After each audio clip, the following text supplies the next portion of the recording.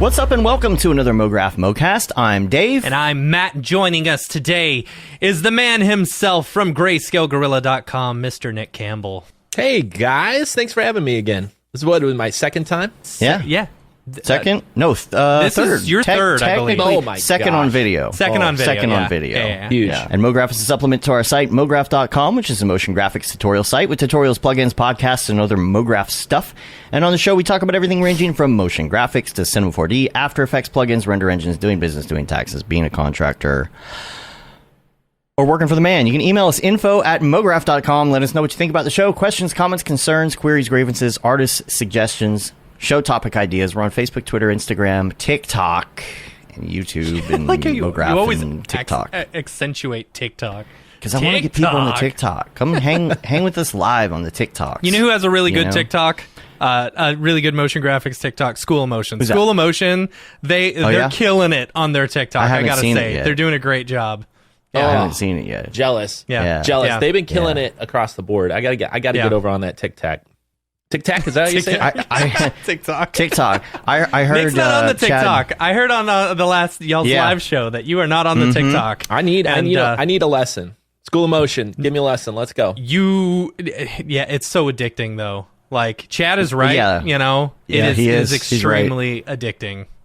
Mm-hmm. Even the fake versions of TikTok, like YouTube's got one, Instagram's got one. Mm-hmm. They're all hooking their little nails in me. I can't let go of this thing. I feel like I just waste too much time. But maybe for production, you got to get over there and do some mini videos or something. It's for research. You got to get out there and figure out what the trends are. So you know, right? Yeah, you gotta. Yeah, it'll pull you away from all the other stuff because it's just so fun. And like Chad said, it's just so funny. Mm-hmm. It's just so entertaining, you know? It depends. Like, you got to get the algorithm just right. You know, you got to get the...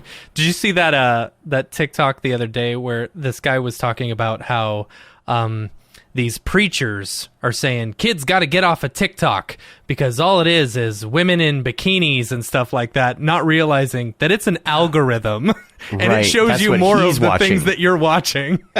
Right. Oh, that's funny. Yeah.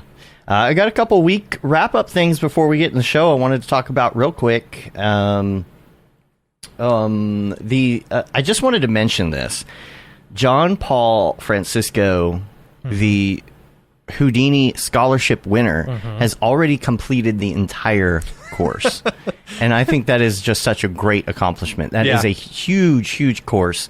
And as you know, when it comes to courses, a lot of people don't finish courses. Yeah. You know? Yep. And, or they'll get a certain way, amount through them and get the gist of it or whatever. And especially the Houdini one, it's a beast to go through. College course. Yeah. Right. So, that is worth quite every the penny, but a beast to go through. Yeah, absolutely. So congrats on that. Also wanted to mention Clinton Jones's new contest, Infinite Journeys. Yes. Wow. This is an amazing contest. The prizes are absolutely ridiculous. For those who don't know, the grand prize is basically he said all expense paid trip to Camp Mograph. So it is. Yes. It is. Yes. It's paid for.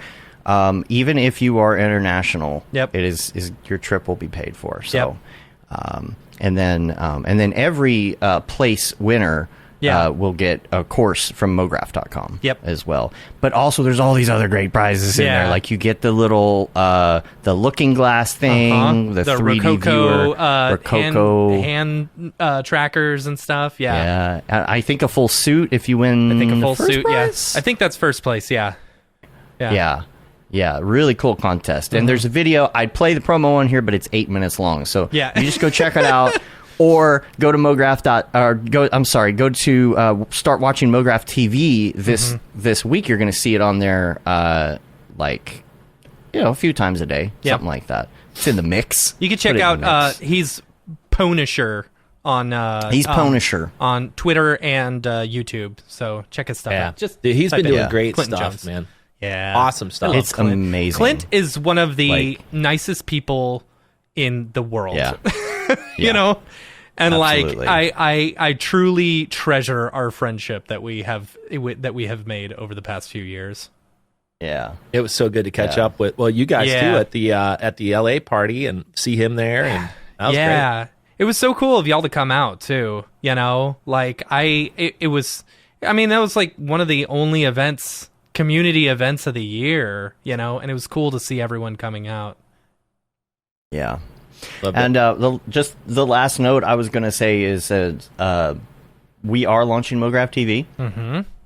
It is launching on the 1st. However, we go by GMT time. So it's actually launching at 6 Central tonight. There you go. So as soon as the show is over, I've got to scramble and do the switch over so that it's actually live and not in test mode, and make sure the battery backups are good. And as long as we don't have another power outage with this snowstorm coming to Dallas like we did last year, it'll be up and running just fine. So if Mograph TV goes down, blame Greg Abbott. There you go. I mean, we already do for everything else in Texas, but, you know, Greg Abbott. There you go. But let's get to Nick. Oh, we were already talking about the travel stuff. Let's start with the travel. Let's start with you came to the LA meetup. I unfortunately was the first Mograph meetup that I couldn't make, and I heard you talking about it the other day on the stream. It sounded like it was fun to catch up with people. Is that the first thing you've gone to in a while? Yeah, I'm trying to think if we did anything else. That's basically it. You know, luckily we were a remote company going into COVID and pandemic, and we just kind of did our quarterly meetings and all that stuff, and we kind of kept quiet while things were quiet. And then there was that bump, like beginning of this year, where like, okay, Camp Mograph's happening, NAB's happening, secret, like everything was kind of popping up, and that's when I thought I would see you guys, you know. And in fact, I was just telling them like I missed Camp Mograph, but I was like, that's okay. Which I'm super bummed I didn't go, by the way. But I was like, that's okay. I'll see him at NAB like a week later, 2 weeks later. Yeah. Of course, we all know what happened there. It got shut down. And basically, we haven't really done much. And we saw this LA event, and it was put on in such the perfect way, right? It was like an outdoor event, and it was like easy to get to. You could fly into Burbank if you want. And it was actually Chad's idea. He's like, "You want to go? We should go. We should go see everybody for one. We haven't seen you guys. We haven't really." Yeah. And so we hopped on a plane and headed out and saw everybody that was there. It was a huge turnout. Went to the Otoy party, and that was so glad I came out. Saw people I haven't seen in years. Met new people, and it's always one of my favorite parts of the year is doing those events. So I'm so glad we did that right kind of at the last minute.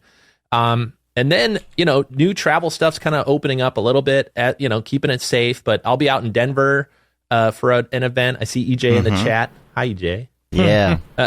Hi, Chad. Hey, Kevin's here too. Good to see you guys. I'll be out in Denver for an event that I think EJ's putting on. And some other stuff kind of popping up here and there. So I'm excited, as things open up, stay safe, to get out and finally see you guys. It's really one of my, like I said, my favorite parts of the year is these big events and NAB and all this stuff. So what about you guys? Are you guys heading out to any of these? We're planning on going to NAB camp, for obviously. sure. NAB, if it happens. Yeah, if it happens. Oh, yeah. Would like to get out to one of EJ's meetups again. That would be fun. For sure. And we're talking about like maybe doing something in Dallas as well. You should. We were talking about that on the stream when I was chatting at you during your stream the other day about coming to Dallas and hanging out. There's always room here. I gotta head down. That was the famous like big event that got canceled right when COVID started was Barton's big thing. Epic that was event. going to be a great with Beeple and everybody was gonna be there. We're gonna have to redo that. We talked to Barton about it too. Do a grand reopening, kind of like Bob's Burgers. I gotta come see it. The place looks amazing. It's cool. It's really cool. Yeah.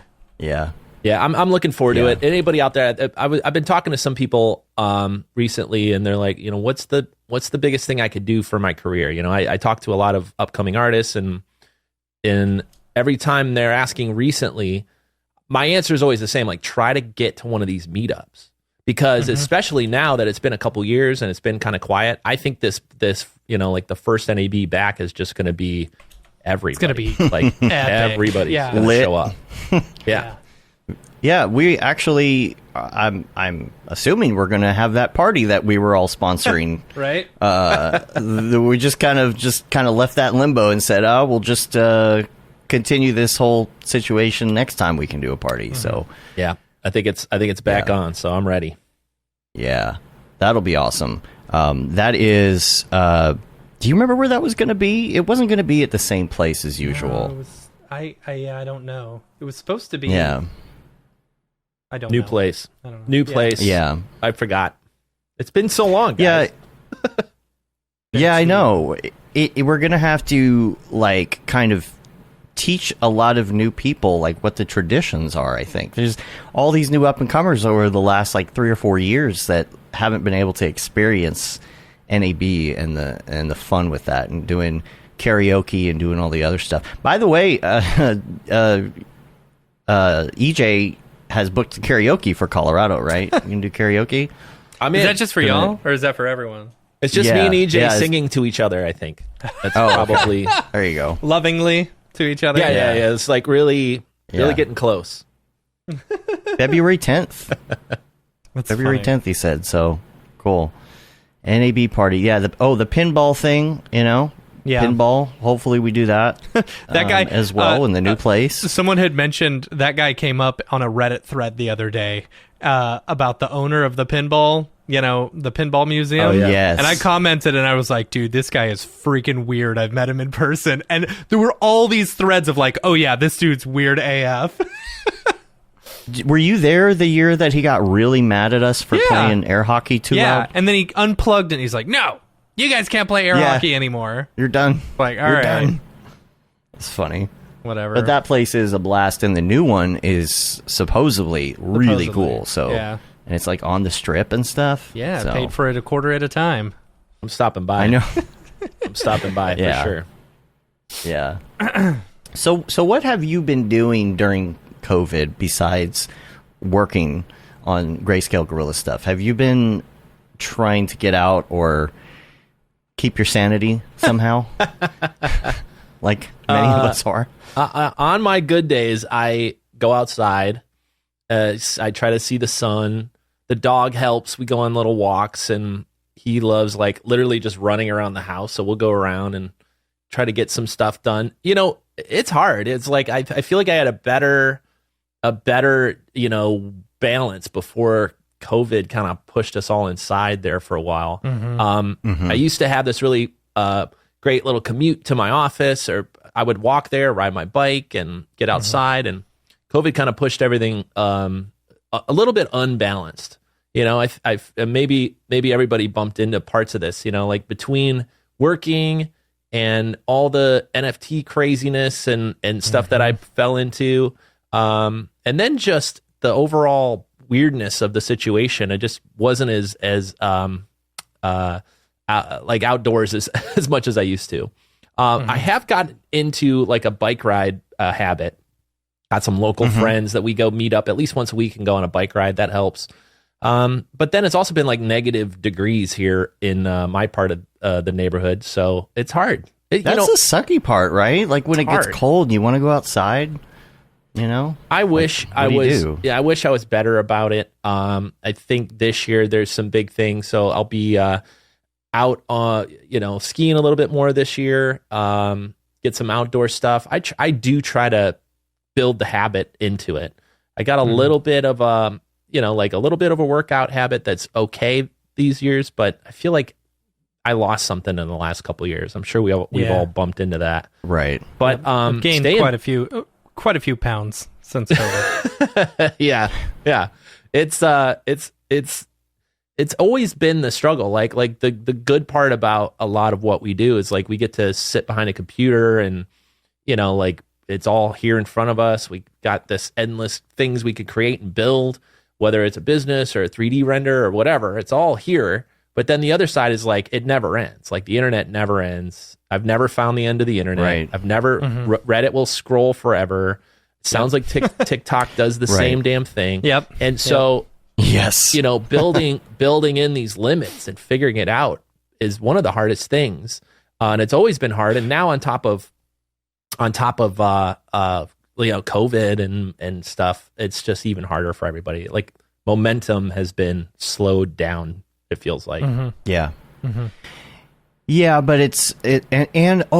to-do lists, I feel like it's the same thing. To-do lists, you're always adding to it. I feel like me personally, every time I cross one thing off, I add two things to it. And there's this weird feeling in the back of my head that someday I'll cross the last thing off the list. The day you die. I guess when I die. Yeah. And then I won't get to. Yeah.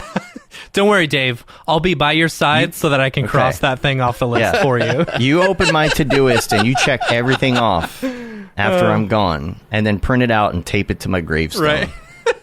Like you finally did he finished it all. Yeah. Yeah. Your gravestone says he crossed off everything on his to-do list. Right. I've definitely... Actually, it's going to have the slogan on it, the slogan from Futurama. If you do things right, people won't know you've done anything at all. Yeah. I'm serious about that. Everybody listening. Yeah.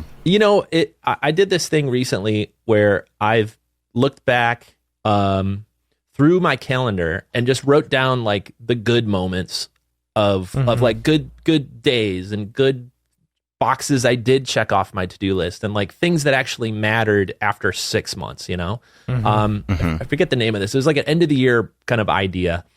And you just kind of go through your calendar and write down the stuff that really sticks out as like, man, that was really great. That was fun to do. Maybe it was seeing a friend or, a business accomplishment or something big. And then you do the same with the negative stuff.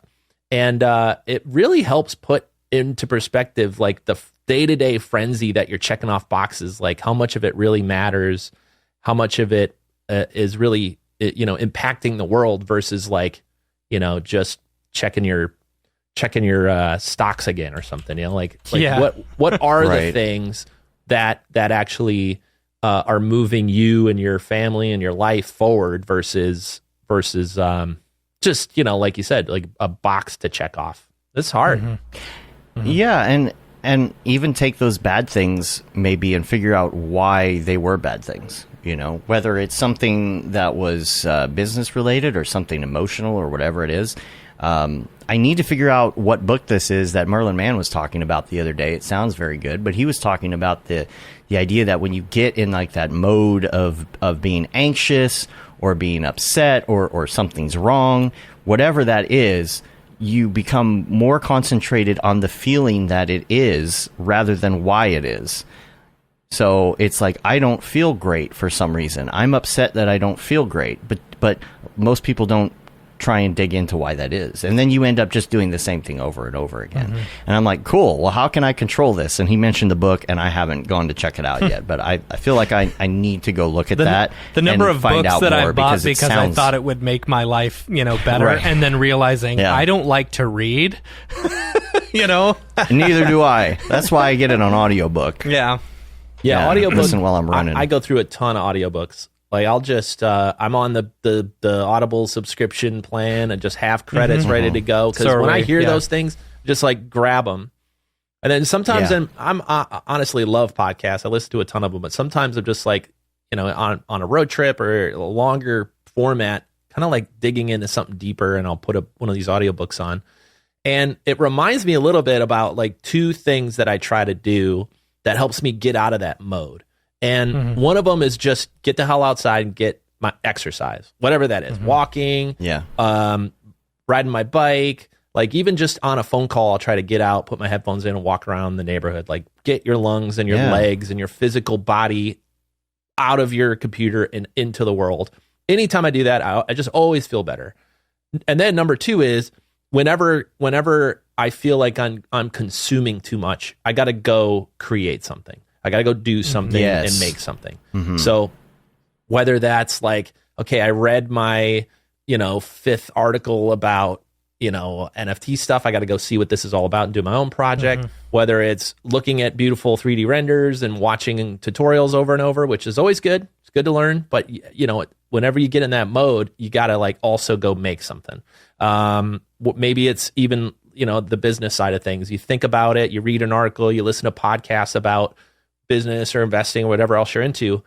Eventually you got to stop and like actually go make it, try it, do it. Right. That always helps a ton too. Like I remember watching like hours of videos about learning this certain song on piano, like, and people would approach it, and I literally found myself not even actually practicing it.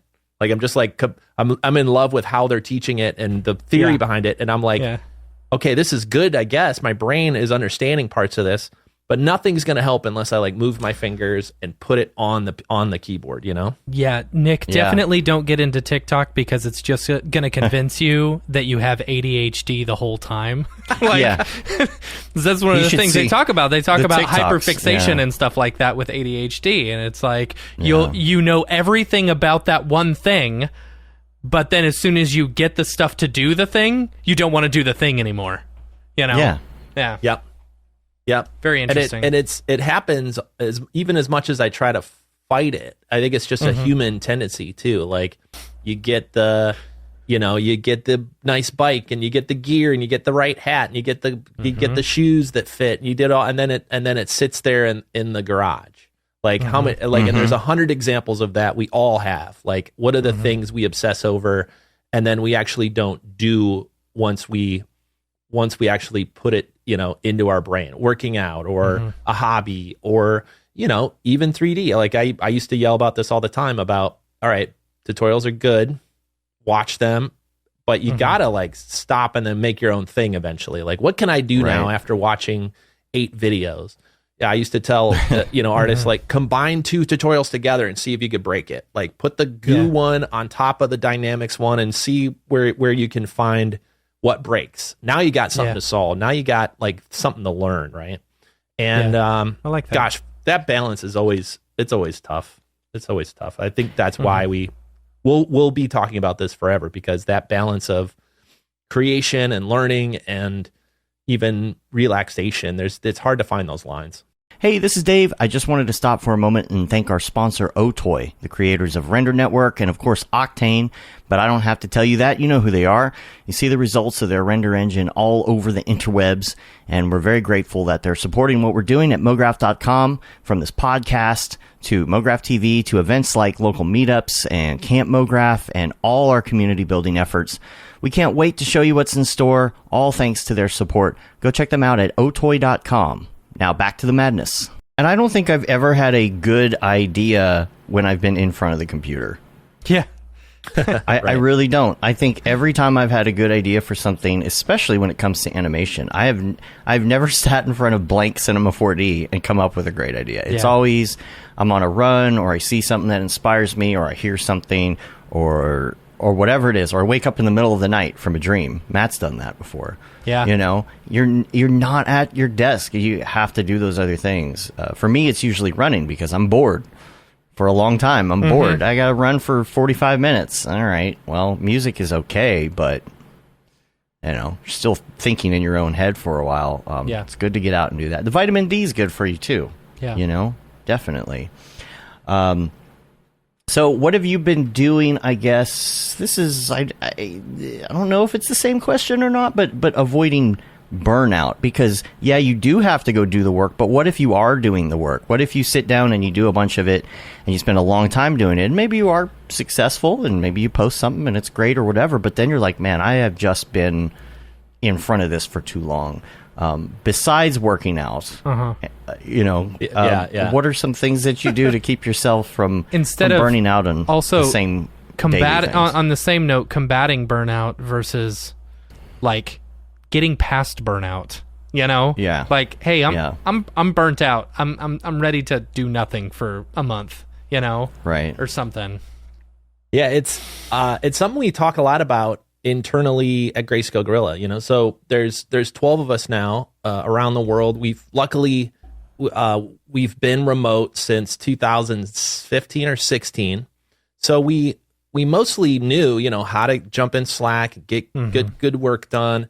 But there was something special in a negative way about the COVID years, right? Because a lot of families found themselves with their kids at home and their schedule broken. And even, me without kids, I found myself like in front of the computer too much because what else am I going to do? And we all had like a schedule break or the routine broke, and we all had a good routine, and we've talked a lot about it internally and set up some ways to combat it. Because we also, here's the other side of this coin, is we all, like working here, like our team has been on fire lately, and they want, to build amazing stuff and to do what we do here. So it's hard to like take a weekend and say like, we don't want you to be here on a Sunday, other than customer support, which is a different issue, but we don't want you to be here on a Sunday, like breaking your back, because we know, and I know that better work happens when you have the space to go do other stuff and have the space to go be a part of the family, a part of the world. And so we can go into specifics of what we do. One thing we did this year that was new to us was we took a week off. The whole company took a week off in the summer.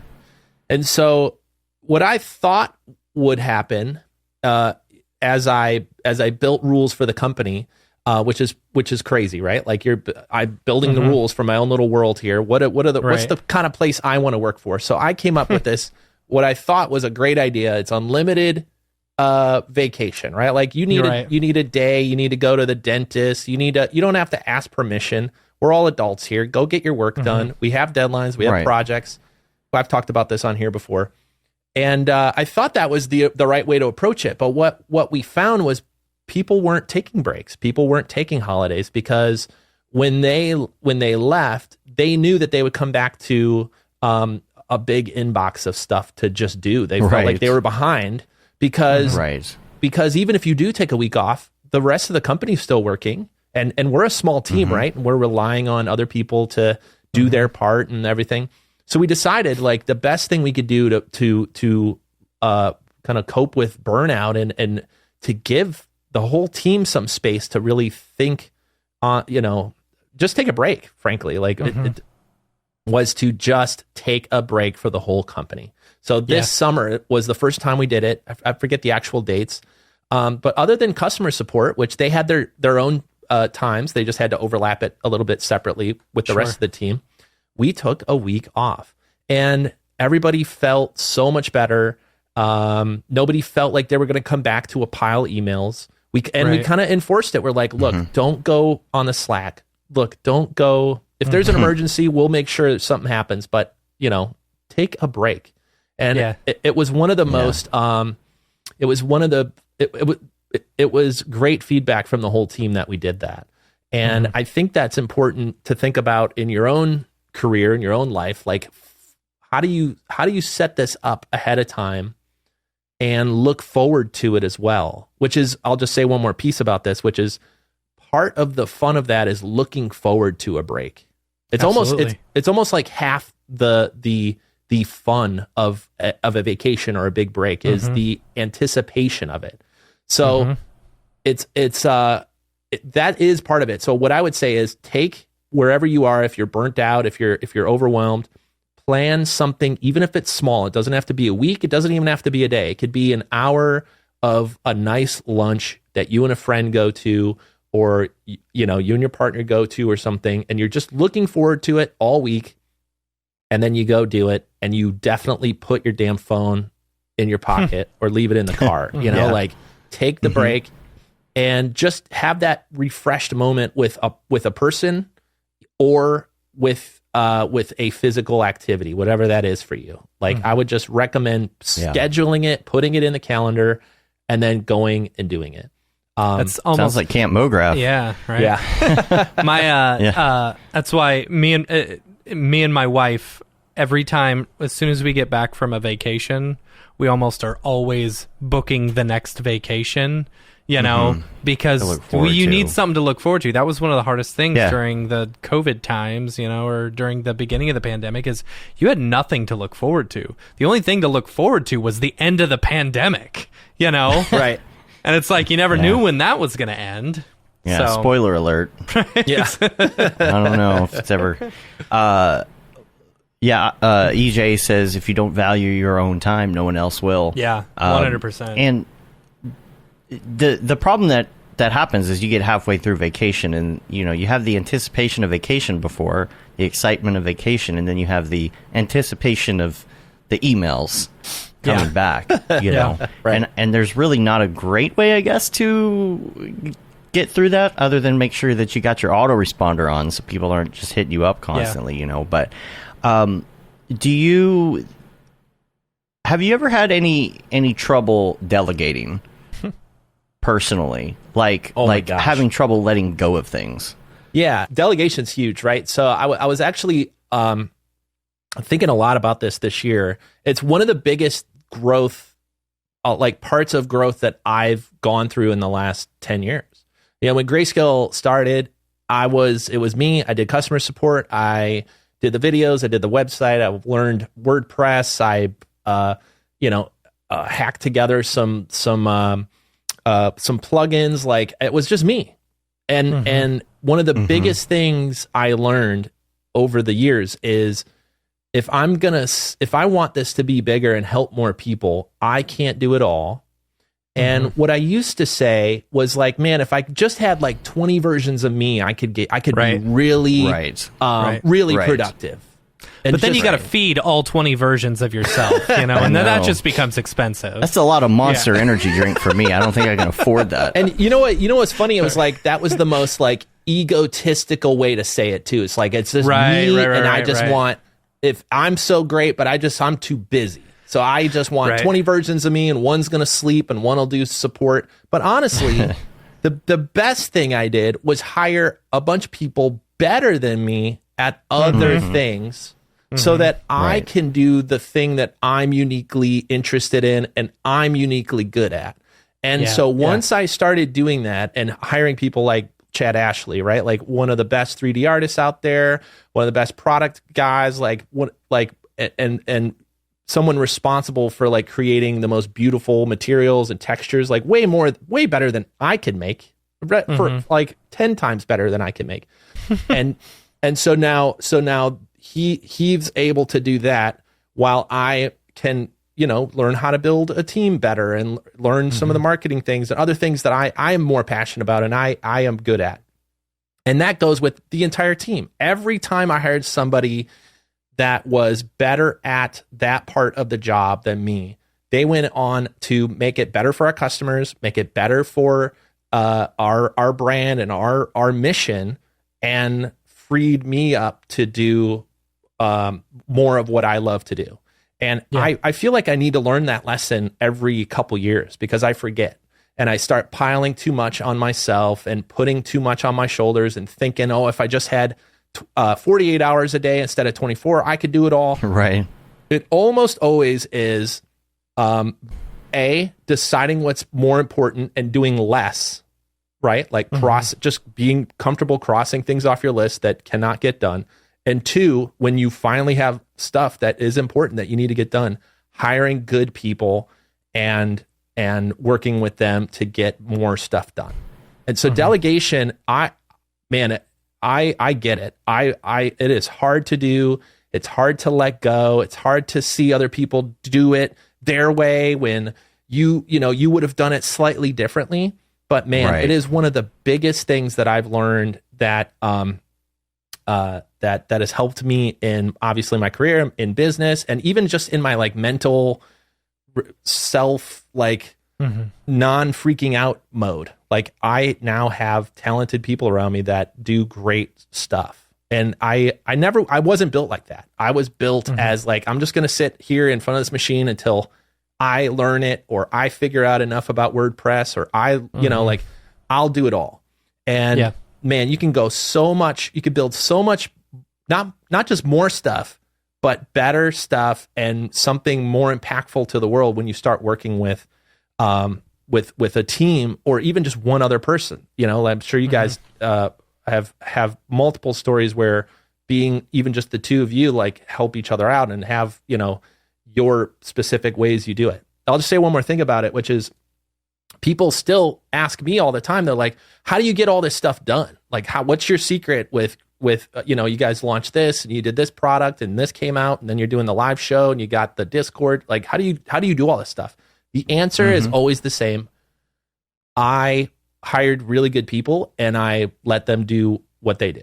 That's always the answer. It's not me, We joked like I don't call myself the gorilla anymore. It's really that. Like it is the team. Like the team does this stuff. And I would encourage anybody out there that like feels overwhelmed and it's like, I want to do so much, but I don't have the time. I don't have the energy to do two things. Look at the list, cross half of it off, the stuff that is not impactful, the stuff that is not important, figure out what the half is that you could just throw away, and then take the 50 or 20% you have left and find someone to work with, even if it's a small piece of it. What can someone else do that will free your time up to really focus on the thing that you love doing? Right. Yeah. Yeah, there's a few things about delegation. Number one is you have to figure out what is worth teaching somebody to do, because it takes some time to get someone up to speed on something. So sometimes it might be something you could get done in an hour, but somebody else, it might take them 3 or 4 hours, right? Because they're not you and they don't know where the bones are buried. So you have to pick the things that you can easily get somebody to do. You got to be able to let go. The hardest part for me in delegation at this point is not the letting go part, it's the money part. Yeah. Because you have to have money to delegate a lot of the time. So sometimes you do have to do a lot of that stuff until you have somebody you can say, hey, can I pay you to do this? And the other question though is how do you find the right person for that delegation? When you hire these people, how do you know that you've got the right person for the job? Oh man, that's a lot. That's a lot there. I could only share like the way that I've approached it. In some cases, I've been extremely lucky that I've just worked around really talented people. And I was able to reach out directly to people I've worked with in the past and hired them at Grayscale Gorilla. So Chad's a good example of almost a lucky thing. We talked a little bit about it on our last live stream on YouTube. Kind of the story of working with Chad for so many years, and when it came time to step up the product side of the company, the design side of the company, like I'm not a natural designer. It takes me so long to figure out how to make things look beautiful, and working around someone like Chad who studies it, like he's one of the best at it. Anyway, I'm confusing a lot of stories together here, but I'll just say this. When it came time to step up that part of the company, it was actually a friend of mine, and he's like, who would you hire? He's like, big sky, who would you just magically hire to solve that problem that allow you to make a ton more stuff, to step up your design and like really own that part of the company? And I mentioned Chad's name. And he's like, cool. So who do you know in your life that's like this Chad guy? And I'm like, no, I actually know this guy. Yeah. He goes, oh, he's like everyone else that does that. That thing, they pick somebody like, oh, if Steve Jobs just came down and solved it for me, that'd be great. He's like, you actually know this person? I'm like, yeah. Well, don't you think maybe he wants to come work with you and build something big together and make 3D easier for the world? And I was like, holy crap, I think he does. And so in that way, there was like this like perfect fit of someone who's really, really good at what they do. And we were able to like build something incredible together. But that story is almost a part of the story no matter who we've hired. So either I've had that moment where I've seen someone in my past to like, I think this person would be perfect for this role. Or what's really cool about building a team is now you don't even have to hire everybody anymore. Your team now understands your vision and how the company works. And as long as you build a place that people want to work at, which I try to do, and we mostly have that, people will go find other talented people to fill in roles and say, who's great at this? I know so-and-so from school, and I know so-and-so here. And now we've actually been able to grow because it's not even just me doing all the hiring. There's other smart people that know you know who'd be great at this? So and so. So that's how we've grown in that way. When it comes, because I see some of the comments too, like how do you do that first hire? You know, and how do you afford somebody when it's just you and you're kind of, you know, figuring this out. The first thing is to this might be more of a Chris Do thing, so I'll just say, like, go watch some of his videos. But the first part of it is, you know, as a freelancer and as somebody who's just on their own as an artist in their room, is to start to consider what you're charging and start to think about. We lost your audio again. You got muted again. It's the solar flares. Yeah. Yeah, I'm back. Yeah, you're good. Okay, thanks for letting me know. Yeah. Skype just keeps going to default audio, and then I just got to go flip it back. Sorry, guys. Weird. Huh. Let me know. We're fine. I know exactly how to fix it now, so we'll do that. That's annoying. Sorry about that. Where was I? We were talking about so the hiring. So it's you're taking a leap there because you have to decide it's time to become an employer, and there's a lot of things and taxes and paperwork and. Yeah, I mean, there is another way to do this, which isn't like full time and paying payroll and paying, you know, all the actual stuff. You can go try this out with a freelancer or or just any hourly person to come in and do something. In fact, that's, I think, technically how we started. Like the first like other employee in the company for me was customer support, right? It was something I didn't, I found somebody that was just hourly, and I was like, okay, well that will free up some time. They're probably going to do it better than I will, you know, like they have more time to, you know, be more patient and make sure everybody gets their stuff. And I didn't have to go necessarily set up a, you know, W-2 and figure all that stuff out. I could just say, for 10 hours a week, you could do customer support. And that's how it started. And of course, now we have full time and all that stuff, but you can find things no matter what your career is. Like if you're a 3D artist and there's, I don't know, maybe something that you needed to model for your client and you can't find it on Turbo Squid, and you've always wanted to learn how to model, but you don't really have the time and you're not that great at it. That's a perfect time to say, look, I'm going to pay a pro to nail this and know that that's not just money out of your pocket. It's time back on your day that you can go either go get another client if you're good at being a client or finding clients. You can go actually do the lighting and the texturing and the materials and the compositing. Maybe you're good at that, and somebody else can go do the modeling. So find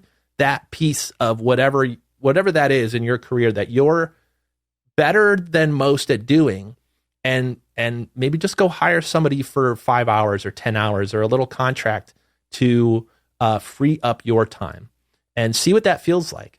And because it's almost like you got to practice that muscle of like letting go a little bit.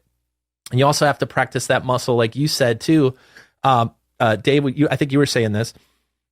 Why go spend 3 hours teaching somebody to do something when I could just do it in an hour and get it over with? Like I used to think that all the time. Like I don't even have the time to train this person. Well, once they're trained, and you might have to, you know, add a couple little things to it down the road and still manage them and be a part of their life. Once you do take the time to do it and train them and tell them the way that you want it done, you can then take a giant step back in a lot of ways. I feel like there's so many little pieces to this puzzle. I wonder what the hardest piece is for everybody else out there. Like what is that part of your day? Maybe you guys can say something about this. What's the part of your day where you're like, man, if we just had a person take this over, it would free up so much. Man, if I just had a nanny, then my day would be so free. Yeah. I can give you a couple examples of that. And here's the thing. Time is not a renewable resource, and money is. So if you are able to exchange money for time somehow, that's going to be a great thing. My problem is that I'll delegate and then I'll just pile something else on. But a good example of that, without revealing too much, is some of the web stuff that we've been hinting that we've been working on for like the last 5 years. Yeah. Has been like this idea, and we're trying to build it ourselves. And then we decided to, what if we paid somebody to do this, but again, we had a little money, but we didn't have the money that we needed to do it, right? So sometimes it can be detrimental, right? Like I did build like the initial Mograph site, like in WordPress or whatever on my own. But then when it comes to like UX, UI, all of that stuff, figuring out what goes where, I don't do that for a living. Yeah. I don't know what that's supposed to be. And if you're just hiring someone as a web designer, you're just hiring them to do design. Like, you're not necessarily hiring them to do UI, UX and think about all the stuff you're doing and understand your business and the flow and all of that. And how are you going to manage that if you're not a person who heads up a web development company? So thanks to some of our sponsors, we're able to actually delegate some of that stuff, and say, here, now we have a team that actually understands more than just like, hey, I'm going to install your WordPress plugin.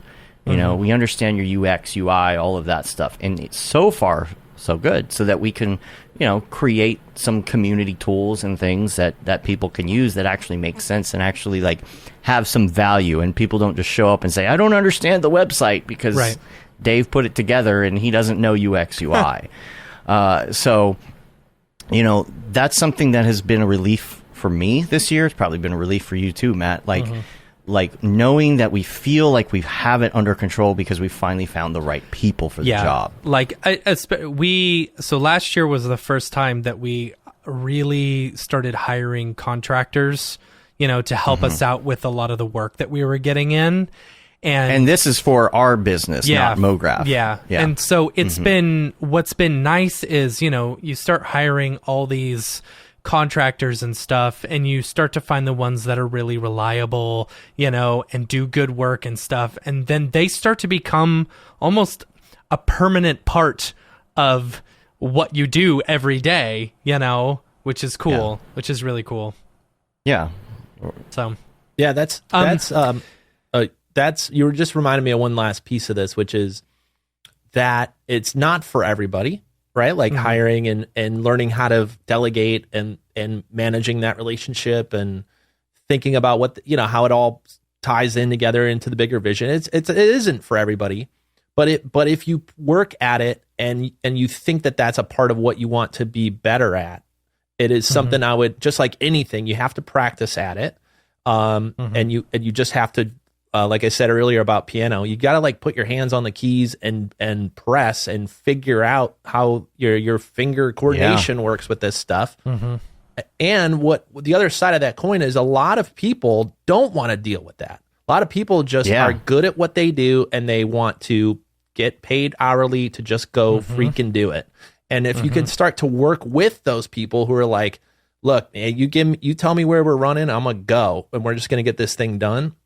Man, every time that we've worked with professionals in that way, whether it's our website we launched a couple years ago, some of the designs we worked with, some of the any of these big projects we've worked with outside professionals, man, shit just gets done, and it's great. And of course, you have to, we have to tweak here and there, like, hey, we want this button a little bigger, like at the end, now we're the client because, we're hiring Can you make else. The logo bigger? Yeah, make my logo a little bigger, and you're like, oh shit, I'm one of them, And but once you're working with a professional, at least us as at Grayscale Gorilla, every time we do that, we all look around, we're like, this is great. This is the reason to go hire a pro and work with somebody amazing. And so I would just say, like, if it's interesting to you to be able to do more and to build bigger, whatever this is, a bigger business, a bigger studio, whatever this is, start flexing that muscle of how to delegate and how to, be a good boss and how to figure this out. We've all had crappy people we work with, so try to add that into the flow if you go hire people. Yeah. Right. Let me ask you this, Nick. we're changing directions a bit, because this is something that I've been curious about, and how is it? So Grayscale Gorilla has some amazing plugins, and and the courses online are fantastic. Y'all picking up Make It Look Great 11, I think, was a fantastic purchase, or whatever, how you do it. Yeah, we've been recommending that to a lot of people. Yes, lately, absolutely, and it's been very nice having that on hand as well, and having a lot of this training as well. But how is it? So I know. How is it that you guys come up with new stuff?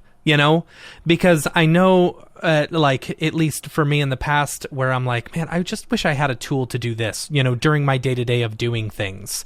Do you guys talk to a lot of customers and be like, what do you want? Do you get out there and ask? Is it from the Slack or the Discord or whatever? How do you know what's going to be the next product that you guys release?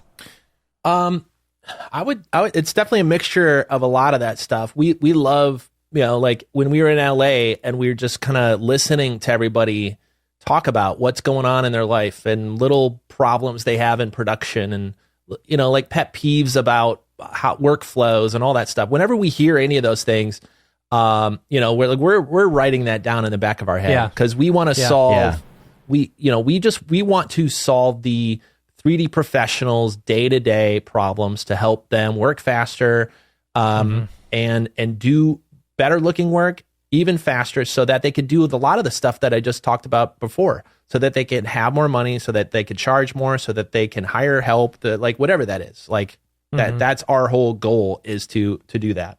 So one is definitely listen to the audience. Number two is we all also do a lot of work internally, right? So we're, Chad is in cinema, making stuff, making beautiful things.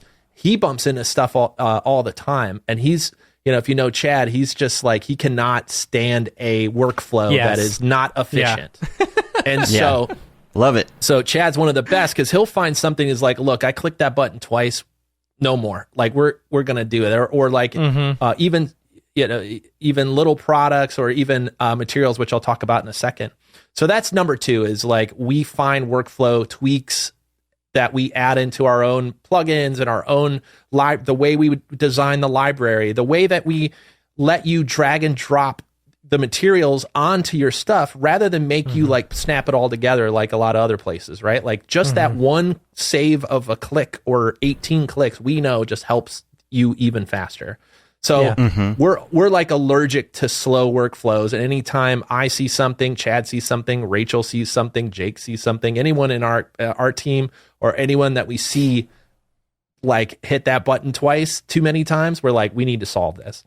So, and then the other way we look at stuff to make, this is more in the materials and the assets and the HDRIs and the gobos and that side of things, which is what we've really been working a ton on lately.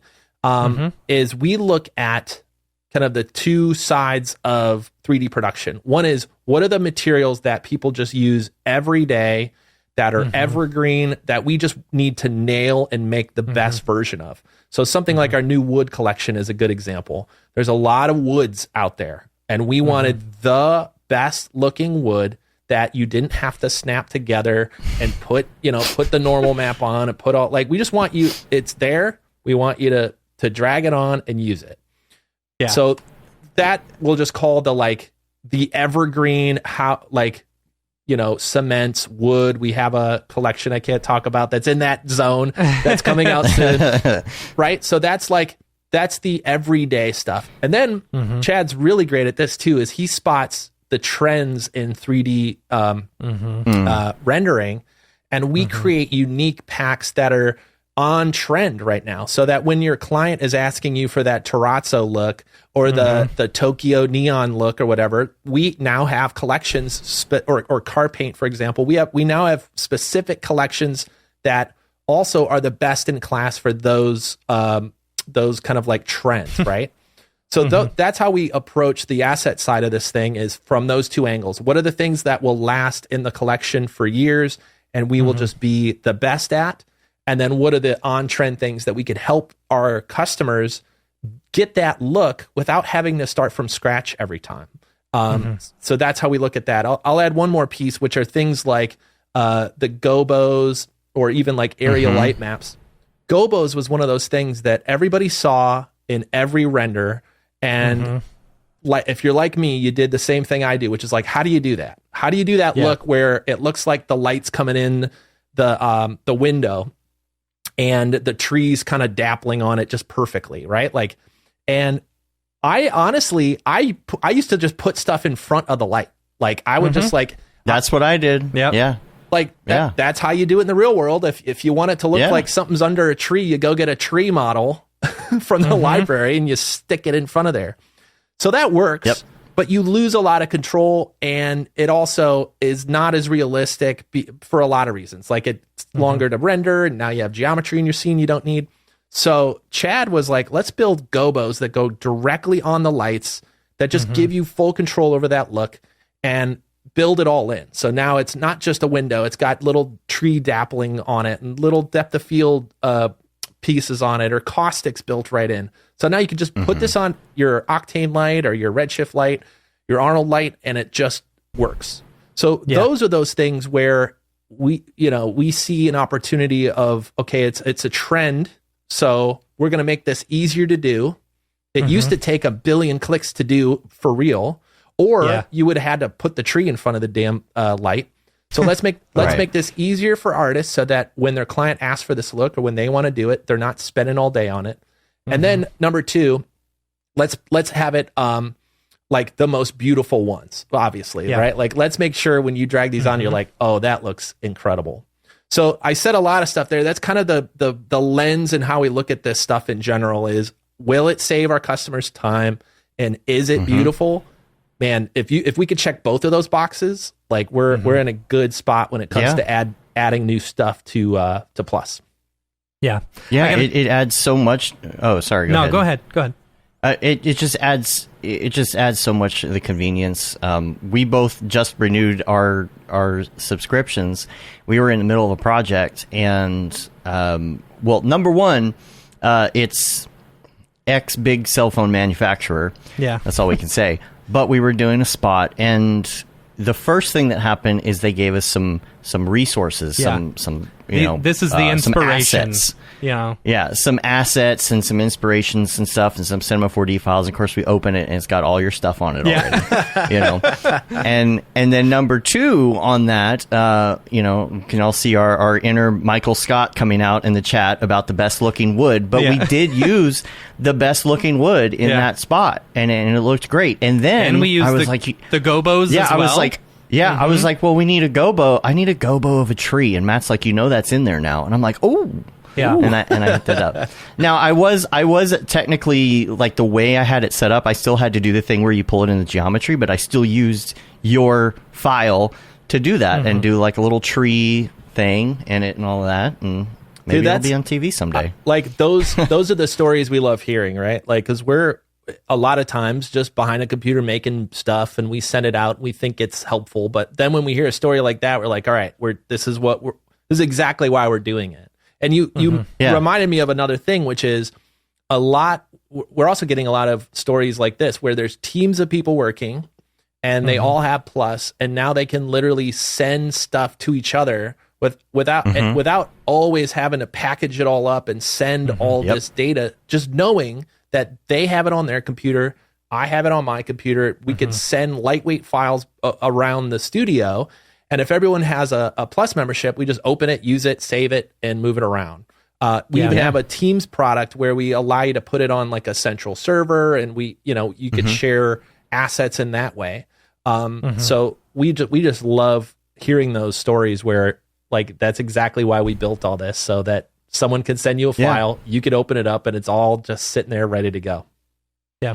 And I think sometimes people feel bad if they're not doing everything from scratch. And it's like, you shouldn't feel bad, because, like, it's not that you can't do it. I could have opened Photoshop, and I could have found some trees online, and I could have cut them out, and I could have, put a little mask in there and then saved the PNG with an alpha and done all that. Or I could just drag your thing in there, and I shouldn't feel bad about that. Yeah. I mean, this is the ultimate. We talked about delegation, right? Like, that's important. That's a lot of work to learn. Like I talked about, learn how to be a good manager and work with people. But you talk about the ultimate delegation. It's like you should spend your time working on, you know, the part of the scene that really needs your specific look, right? Like, and then do you really need to build the wood table from scratch? Like, or can you, or you could hire somebody to build it, but that's essentially what we're trying to be. We're trying to be the no-brainer, like attachment to your workflow. That's like, look, there's some parts of this that I don't need to build from scratch. And odds are, if we do our job right, it's in the Grayscale Gorilla library. I'm just going to go find it and use it, tweak it if I need it to fit my exact color scheme, and move on with my life and hit render and spend more time on the thing that the client cares more about, right? Because your client, if it's the cell phone, they're gonna make sure that cell phone looks exactly perfectly, and you guys will, you know, make sure that happens. But the table it's on, and the background, and the light gobo, the thing that is going to make it look beautiful that you guys care about, we can help everybody solve that and save you time, so you could do twice the amount of work and charge twice as much, or go you know, kiss the dog, whatever you want to do. You know, like that's our goal. Delegate your assets. Hold on, I'm gonna go change the website. Delegate your assets. New slogan. You can have that one. And this was the thing when I renewed my my GSG Plus subscription a few months ago. You know, I posted this on Twitter, and you know, you guys saw it and whatever, and quoted it or whatever. But honestly, like Nick, you were nice enough to, you know, give us 1 year for free, you know, and I was like, all right, I'll see what this is about, you know. And so I went through, and it became such an invaluable part of my everyday workflow that, one, I was able to get rid of the bad subscriptions of one of the other places that, you know, I didn't really like the owner, you know. I didn't like his politics or whatever, so I was able to get rid of that, you know, which was great. And with the hub and being able to just download everything, it's like it's a no-brainer, you know. It is the easiest, you know, automatic subscription that I don't even question, you know. Yeah, like all the materials, it's like, even if it's not exactly what I'm looking for, if I can find something close enough, I'm a smart enough guy to where I can make it look, it's a base, exactly what I need, you know. Yeah. Hi, my name is Sashia Dumont. I'm a writer, actor, and filmmaker. Hi, my name is Paul Robinson. I'm a director, DP, and filmmaker. We are the creators and hosts of the Go Gorilla Filmcast, an online source for all things indie film. We are a husband and wife film team and co-owners of Send3 Productions, and we started this podcast for filmmakers like ourselves who were producing on micro budgets with skeleton crews. Go Gorilla is a weekly podcast that features various talents in TV, film, and web series productions. We've interviewed filmmaker powerhouses like Kestrin Pantera, Richard Raymond, Alex Ferrari, Cassandra Ebner, and Ryan Connolly. Amazing actors like Hannah Ward, Lou Taylor Pucci, Chris Wataski, and Eileen Gruba. Groundbreaking cinematographers like Jody Lee Lipes, and Jessica Lee Gagné, and many more. We also offer weekly reviews of our favorite films and shows, which vary from low-budget first-time filmmakers to A-listers and everyone in between. Go Gorilla is proud to announce that we have officially joined the Mograph Podcast Network. So if you love filmmaking as much as we do, tune in every Sunday for a new episode of the Go Gorilla Filmcast, your source for all things indie film. Now available on the Mograph Podcast Network. Thank you for that, by the way, and I appreciate that. Your comment was extra perfect, because when we set out to build Plus 2 years ago, and maybe I said this on Twitter, I literally wrote on the board, I was like, we want to be the no-brainer membership. We want people to pick what DCC they're using, right? You pick Cinema 4D. We want you to pick what renderer you're using. And then we want you to, maybe you need something like a model or a turbo squid. And then we want to be right there. That is like, okay, now what? Well, you got to add lights to it. You got to add materials to it. You're going to have gobos. You're going to have HDRI light. You have HDRIs, like all this stuff. We want to be the no-brainer. So when you literally wrote no-brainer, I was like, all right, I think we're on. I think we did it, guys. It's super helpful to hear all right, from artists. We'll call it quits now. Well, yep, that's it. Right. No, it actually confirms, like, we have so much stuff coming out this year that because of this, like we see artists use this every day. And so now like our mission has been confirmed. Like we just want to pile up so much amazing stuff in this membership so that next time you do reach for, something maybe that we don't have, that it's there, like that is really the goal to even look at, like you mentioned, some of the other material places that are not memberships. A lot of the other places are like charge you per credit and go through all this stuff. We want our customers to just have it ready to go without having to worry about credits, without having to worry about all that stuff. Put it on your hard drive so that when your clients when your timeline's getting short or your budget's getting short or your client's getting loud, we could save your butt and you could just start using this stuff. That's the whole goal. Yeah. I appreciate that, guys. That's always cool to hear that from artists doing this every day. That's really our customers is somebody like you that is out there doing work, making money and building a career out of this. So we love hearing that. Has there ever been any talks among the group about like going on to other DCCs? Yeah, I don't know if that's if it's just like, yeah. We've looked into it, because it used to be that everyone picked their 3D package and then they just did nothing else, right? Like 10 years ago, you were like, okay, am I gonna use Cinema or 3ds Max or this other one? And then you picked it, and then you honestly, because it was kind of expensive, way more expensive than it is now, you really couldn't jump around other places. Right. What we're seeing, and talking to artists like you guys and our Plus members, we're seeing a lot more of our customers jump between different packages. So maybe that's Blender coming in and filling out a portion of maybe the modeling world that's a little bit easier in Blender. That's what it feels like. Or maybe it's Houdini, or maybe it's 3ds Max, or other parts of the world are starting to overlap. Because it all got less expensive. We can now jump around and get memberships to everything. And two, because we're just seeing like not one piece of software can do it all. People are jumping around and pulling out the best piece of this and the best piece of this and going to Unreal for this and going to Houdini for this. And so we definitely have thought about it. Our mission is to help where our audience is. So we actually we might be doing like an email soon. So if you're a Plus member, keep an eye out. We're going to do like a survey soon and try to get some more internal info for you guys and see what other tools you're using. And we might, we're definitely looking into what that other platform or maybe multiple platforms could be in the future, because we want to be there where our customers are working. And tell us about your Discord too. Yeah. Your new Discord. Oh yeah. All right. So we've had a Slack channel for many years. And if you ever purchase anything Grayscale Gorilla, you could come join our Slack channel. And honestly, it was really robust. A lot of people were in there using it for a long time. And then somewhere in the last couple years, couple things happened. I think one thing is it got too big. Slack really is not designed to handle that many people, and it's not easy to thread things, and things just kind of disappear and get lost. And then it's expensive if you try and do all those members. Oh, you can't pay for all those members. Yeah. It's like $10 a person if we wanted to have a real paid for Slack and search and all that. Yeah. And then number two is Discord showed up. Like Discord just took over so many of these spaces. It's easier to use in a lot of ways. It's a little bit more nimble. You can jump in and out of it a little bit easier. And for big communities, it's just built better for big communities. So we launched our Discord. Oh gosh, it hasn't been that long.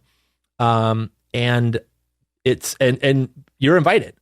Like if you are let me say this, you're not invited yet. If you are a professional, if you are a 3D professional, or you want to be a 3D professional and learn from people who do this for a living, who learn the tricks to work faster, to make more beautiful renders for clients, come join the Discord. Because what's really cool right now is people are answering each other's questions. People are starting like threads of hardware or software or even techniques in production on all this stuff. So if you like the stuff we're talking about here today, come join the Discord, because we're talking about, obviously 3D, but we also we have like discussions about burnout, and we have discussions about how to talk to clients, how to get paid more, some of the business side of things. So if that stuff interests you, then you're invited. Come join the Discord. You do not have to be a Grayscale Gorilla Plus member. This is open to the 3D community as a whole, but we do ask that you read our rules. You don't be a ding dong. Sure. Number one. Number one, don't be a ding dong. Number two, read the rules and also get ready to participate. Like I said earlier, get your hands dirty. If you see a question that can be answered, answer it. We're really trying to build a community where we can all help each other work faster and learn these little tips and tricks from each other, so that we're all not starting from scratch on all this stuff. So please come check it out. Usually we have like a link and all that stuff, but I think if you go to our website, you could search Grayscale Gorilla Discord. And I'm sure if you go to our social media and stuff, we have links out there as well. We're going to be doing a live show this week, Thursday, inside the Discord.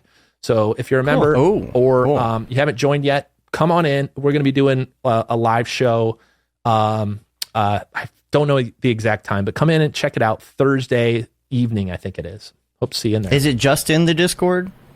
This live show will be only in the Discord. Yep. Okay. Yep. This will be our first one in there. Cool. So it's kind of that function where you can kind of do like almost like Clubhouse. Yeah. People can exactly. I think we're doing like a hangout Clubhouse kind of thing. Cool. It's funny. The other day, I'm on the GSG Slack, and I saw Chad archived this channel. Archive this channel. Archive this channel. It was really funny. I've got 50 Slack notifications. What's going on? Oh, it's Chad. We're kicking you guys out. Everything. Yeah, kicking you guys out. Yeah, we're gonna have that open just so people know where we are now. But this is the transition. We've been doing the transition here for almost a month now, and kind of February really is the end of our Slack. So get over to the Discord, come say hi. And if you're a Plus member, we got extra fun little stuff there too, and other things you could do. Discord's full of all those fun things you could do. So come check it out. Hope to see you guys. In there. Come on by. Totally.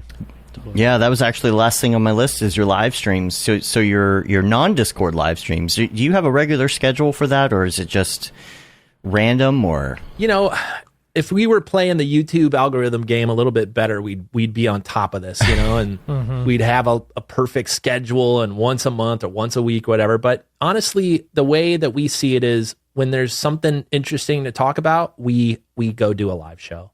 And it's not always like I said, the best for YouTube to let everybody know.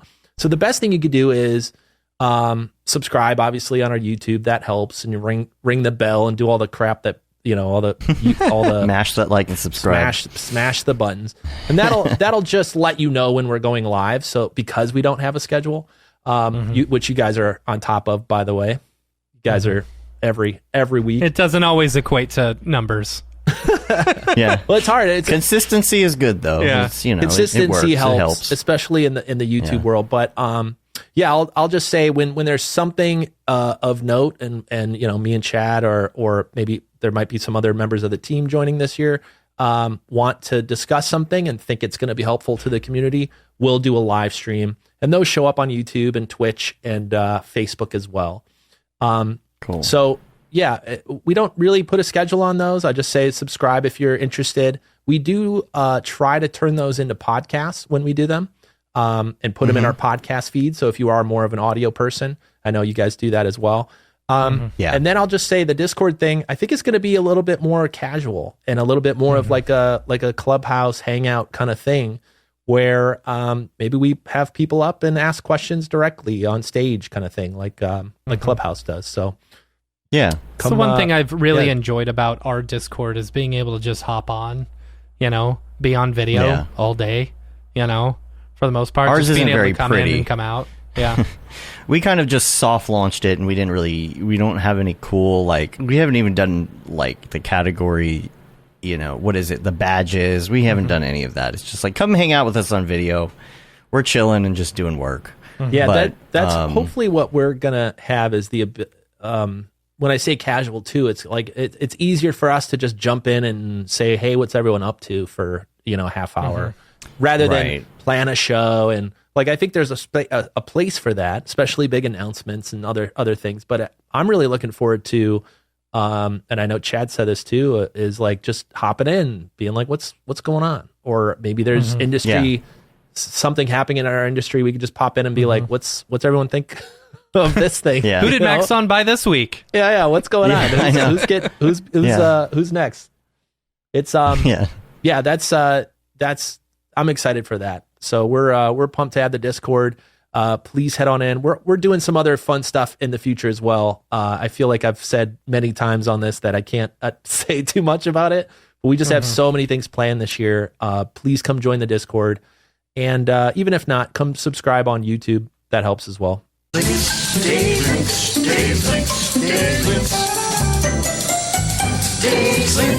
Hey, I got one link real quick before we go to the drop. I'm just really excited about the Rococo Studio Beta. Nick, have you seen any Rococo stuff? Are you interested in any motion capture stuff or playing with it? It looks fascinating. I have not played with it personally, no. I'm real excited about it because we haven't really messed with it a lot either, but it just sounds like it's getting to the point where it's not the frustration that it used to be. Right. In motion capture, there's still a little bit of stuff you got to do, but we're going to dip the toe in a little bit and see. But I'm looking at this. It's very article. Expensive. Dip the toe in. It is expensive. Dip the toe. What's it running? What's like a full suit and the gloves and all that? I think everything costs like what, $4,000? Yeah, 4K. Okay. Yeah. So, but that's the suit and the gloves that do all the finger tracking, stuff, the face. So Studio Beta is supposed to have like a free tier now and some other stuff. I'll put a link in the show notes so you can see what they're working on with their beta.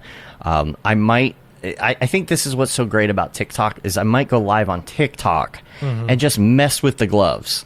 Just have a camera behind me here while I'm messing around. Someone drops in and be like, "Hey, what's up?" It's almost like Discord.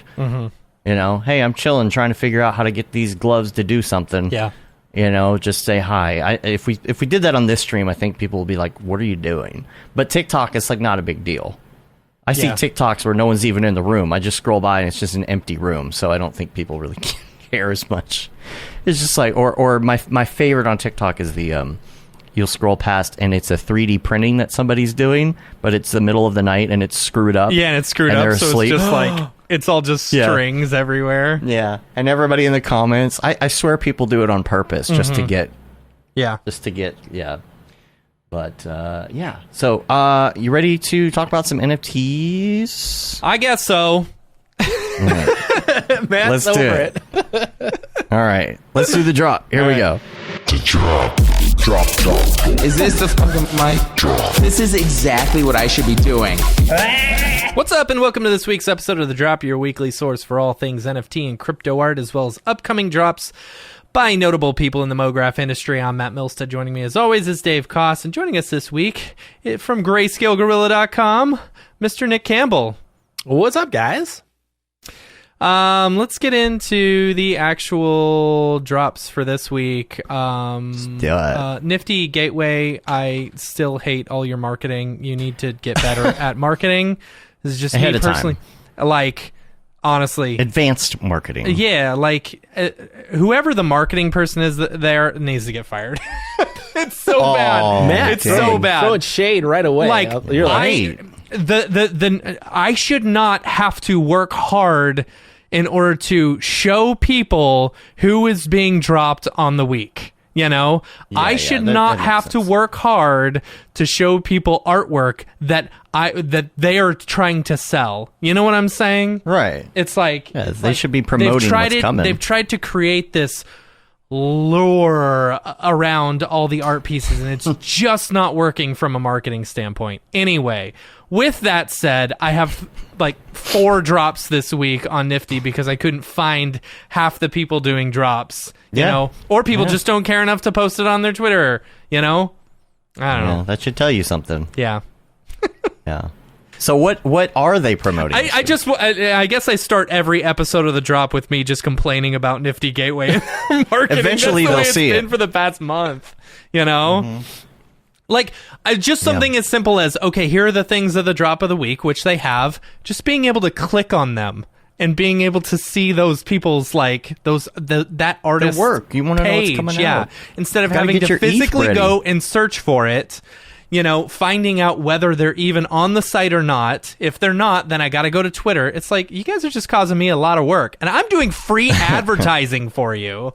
See, they gotta get rid of the clicks. Yeah. They got to get rid of the clicks, right? Yeah. Yeah. Less clicks. Less clicks. Yeah. I should go talk to crypto.com and be like, hey, you want to be our exclusive, you know, drop person? We will only talk about your drops.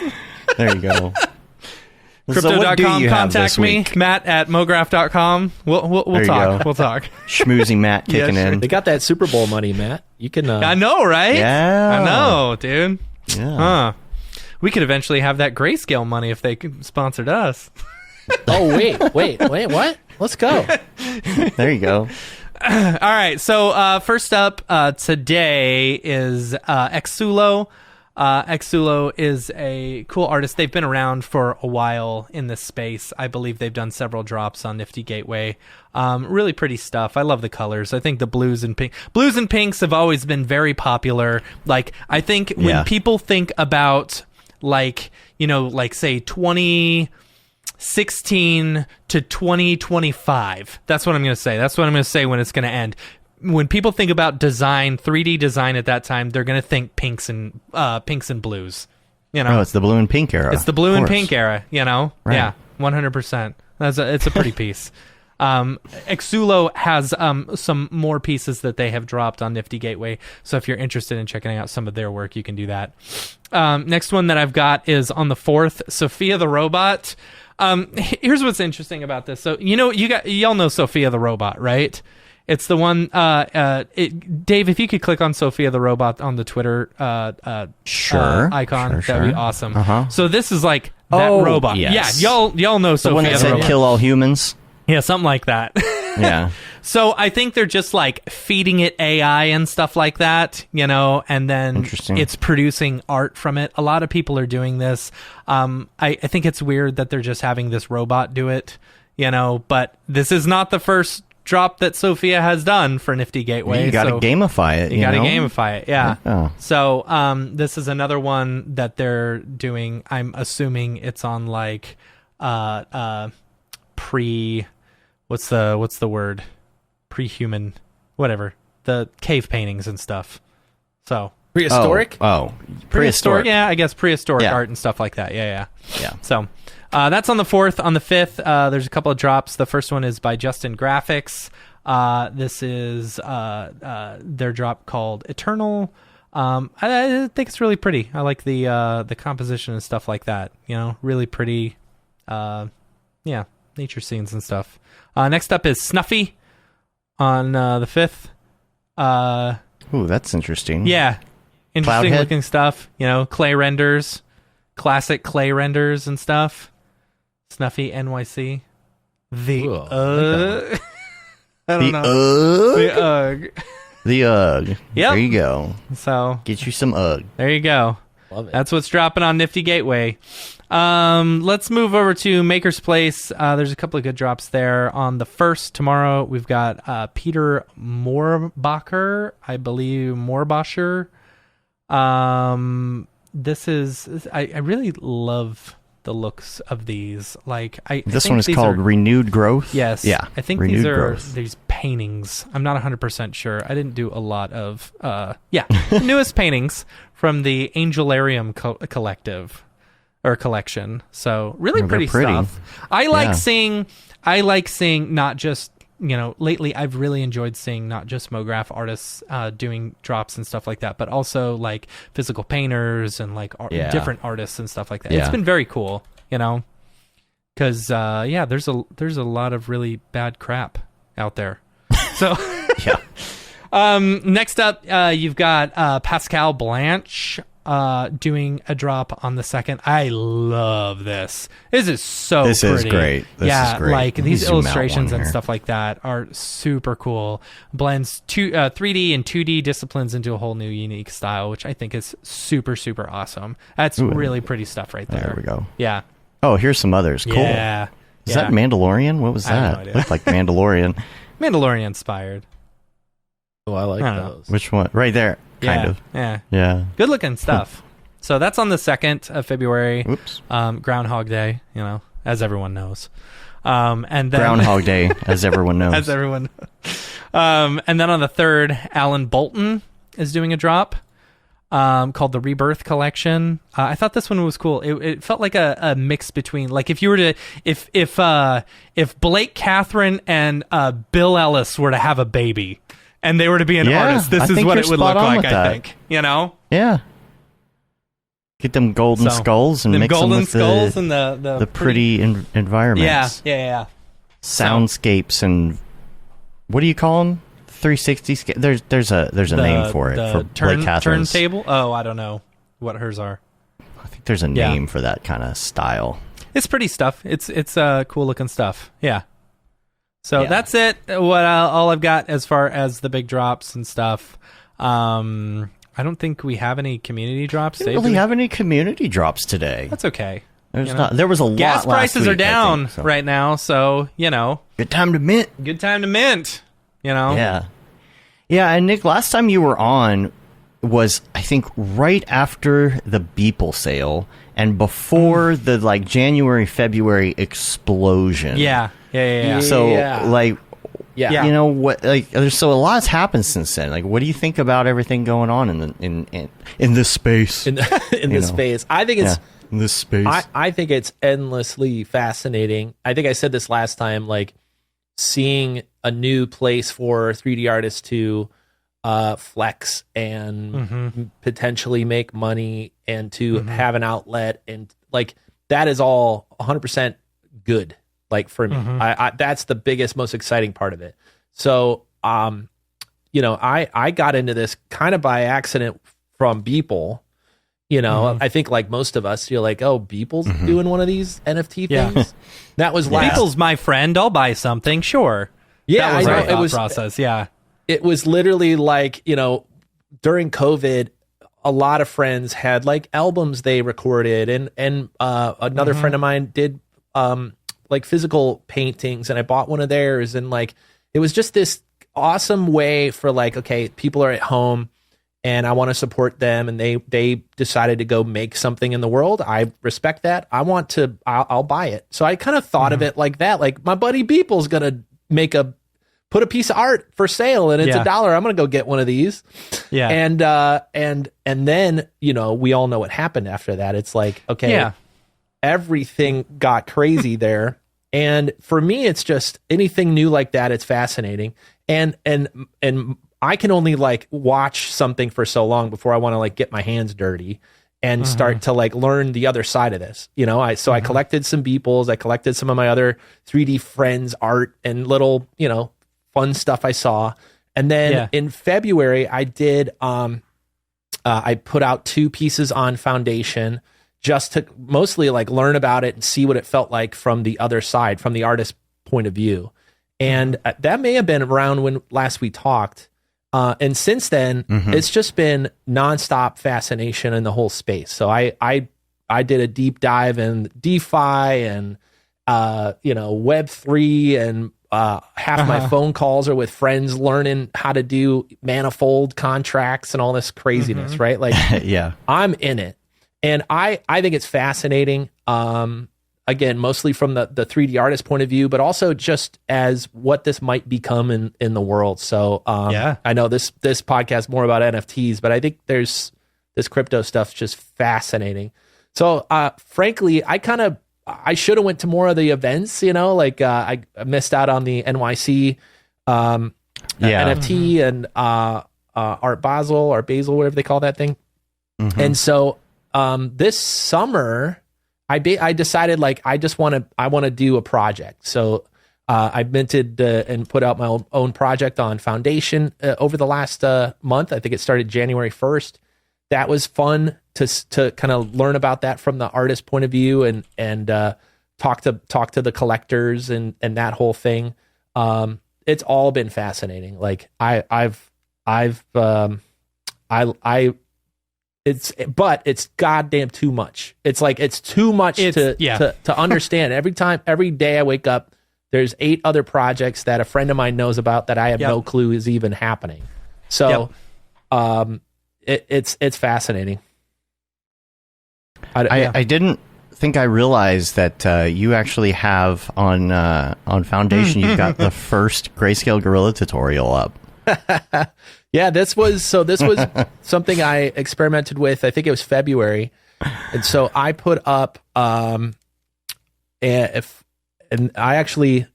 he listed it at 40 ETH. I did not list it at 40 ETH. Oh, I see.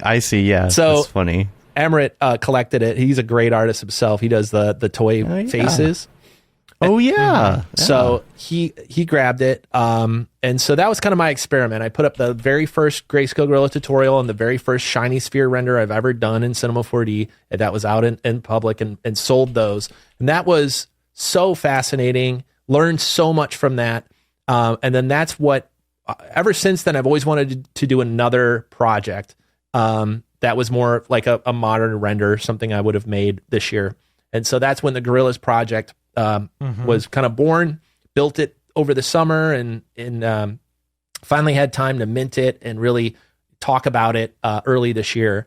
And that project was fascinating because there were 9 gorillas you could collect. They were all collected in a day, like the reserve price was met and that it did an auction on Foundation.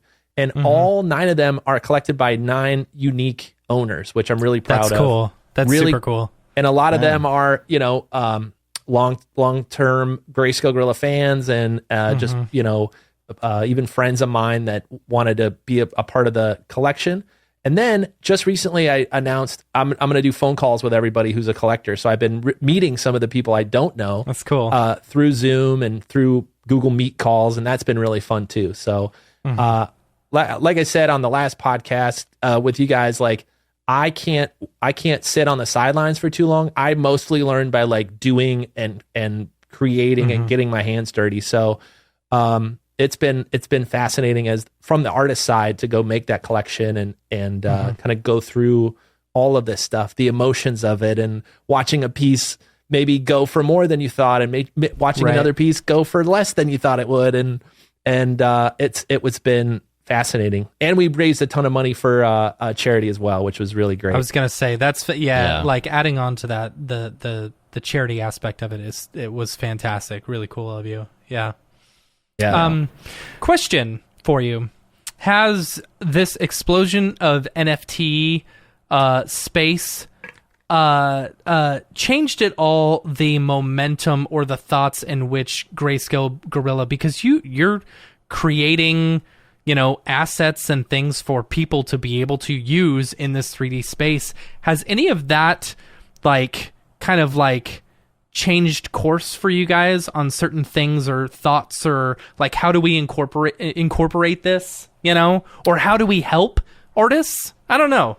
Yeah, I don't know if it would, other than maybe the stuff that we make for our collections may have shifted slightly, but not really.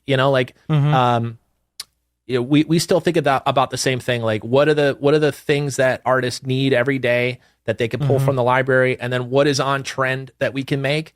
And if the NFT stuff, like maybe our Neon collection is an example where the look of dystopian Tokyo nighttime futuristic thing that may have been pulled a little bit from the NFT world, may have been pushed a little bit from that vibe, probably influenced a little bit of why we made that Neon collection, right? But in general, that's just all we're doing. Like, wherever the 3D space goes, we look at it and try to build things that artists use every day. So that could be a part of it. We don't look at it specifically like, okay, what's the killer NFT trend that we want to jump on, but we look at it from the artist point of view. If there's something that we see artists need every day, we want to not just make that collection just to throw it in there, but we actually want to make the best in class version of it and put it on their hard drive so that they could use it in the next project. Yeah, Chad's going to be watching those NFTs for those trends. Yeah, He'll be on it. Yeah, You know? exactly. Like I think what's really interesting is so trends are driven from the artist, right? Like it's this really subtle push and pull between what's popular, what clients are asking for, and sometimes it's like clients asking for the same thing over and over again that pulls a trend. But now that we're in an NFT world, it's a lot more artist driven, that an artist will put something very unique out that is really them, and then of course other people go, how do they do that? And I want to emulate it and learn how to do it, or then the clients start asking for it because it's such a look, like, oh, how do you get that clay look like you mentioned earlier? So as far as our products, we just want to serve the artist wherever the artist is working. So if that's architectural visualization or product viz or motion design, like we just keep an eye on all those trends in those places. And then, like I said earlier, like try to give you the basics, the woods, the cements, the bricks that are best in class, or give you the more on brand, on trend stuff, the terrazzos, the neons, those kind of things. So I'm excited to see though what the NFT stuff pulls in as far as like new ideas and new looks. Sorry, I recently no, you're fine. I recently, I posted a new piece that I did on Foundation a couple months ago, which is still available in case anyone wants to pick it up. But literally, like probably 85% of the materials that I started with were GSG materials, which was great. It was great to be able to start with that and then manipulate them as I need be. No, that's perfect, and that's why we created this stuff. Or like you said earlier too. Maybe it's close and you want to tweak it. Like at least bring it in and tweak it your way, rather than, the last thing I want to see is like a somebody open up the node manager for a material from scratch and like go bit by bit. Sometimes you need to do that. Sometimes you need to match a perfect thing your client sends you. But for a lot of that stuff, we want you to be able to pull one in and massage it to what you want. Without having to start from scratch. It's like having a good scene file starter that I don't think I've ever opened a new Cinema 4D blank in years, right? I've replaced the new .c4d with something that gives me a background and Octane's turned on and everything's dialed in and it's a square scene instead of a 16 by 9 scene. Figure those things out as an artist, set that stuff up so you can get to work next time you open your cinema rather than like set up your workspace every time. Right. Who have you been following and or collecting? Like, who are your favorites right now? Oh gosh, I would like get my wallet out. Gosh, so and which do you think are like sleeper ones? Like, oh, people need to pick up this one.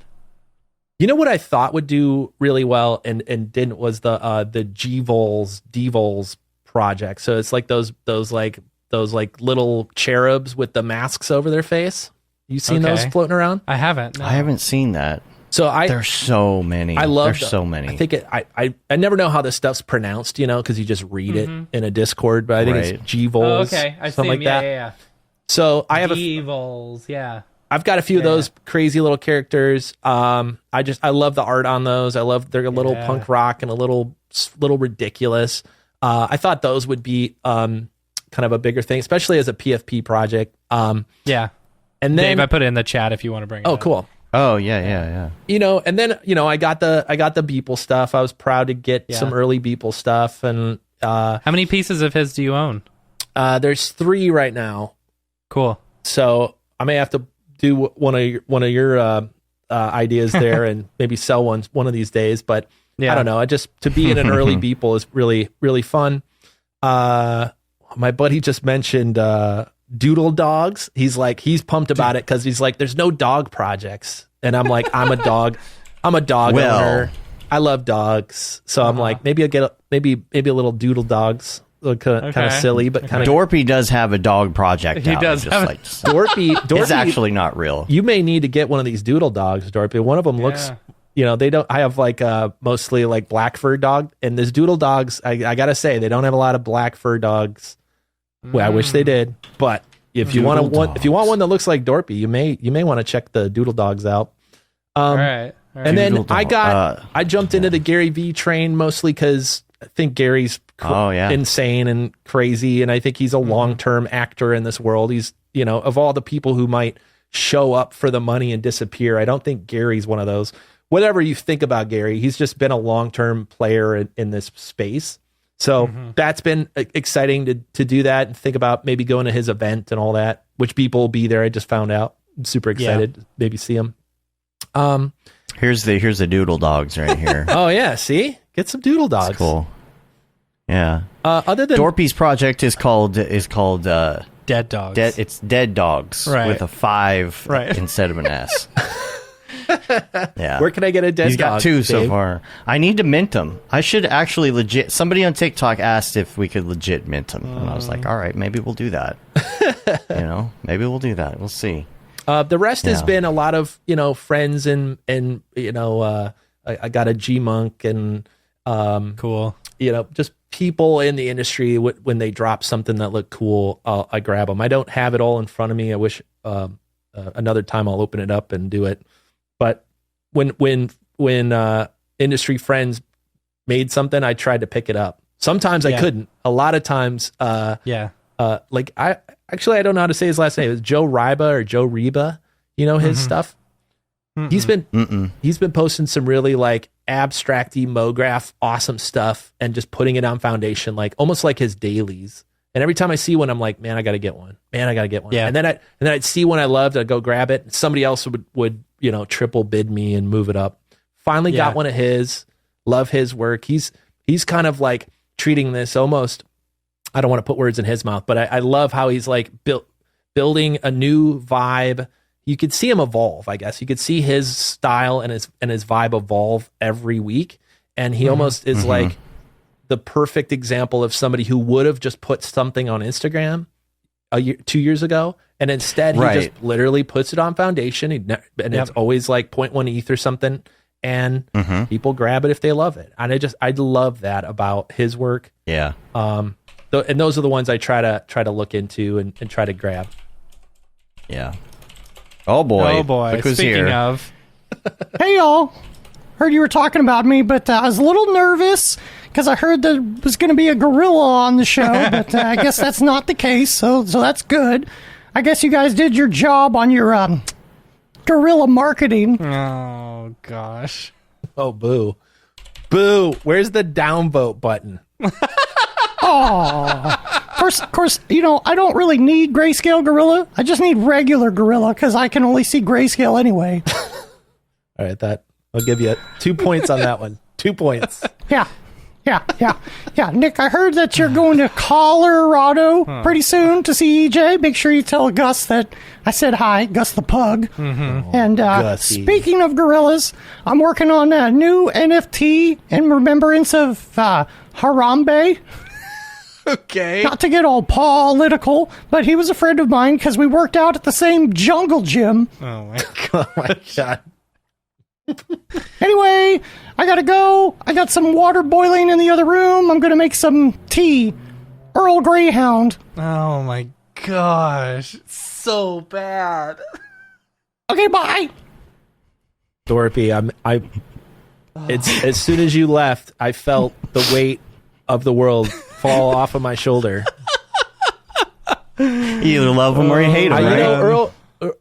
Earl Greyhound, not the word. That's pretty good. Yeah, I gotta give credit. Gus shout out.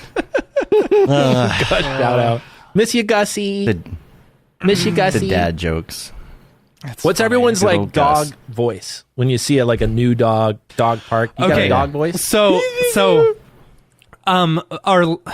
we had a my dog Pixel, right? Who was a golden doodle. She was a straight-haired golden doodle, and I absolutely loved her. Unfortunately, she ate a bunch of socks and may she rest away. in peace. Yeah. Oh, buddy. So, but her voice was, "Hey guys, how's it going? What's going on, guys?" And, Yeah. So, because, she would always talk. But, like, that became, like, my dog voice. And now, but I feel guilty because we have a new dog now named George Bailey, and I always feel bad, like, using that same voice with George Bailey. So it started off being George Bailey from from It's a Wonderful Life. This is a very interesting situation, Mary, and stuff like that. You want the moon, Mary? But then I didn't feel like George Bailey like really fit that voice. Like he never actually grew into it. So recently I've been doing like a southerner voice, like, "Hey guys, how's it going?" Stuff like that. You sound like the guy from South Park. Maybe, yeah. What's his name? This is a very interesting situation.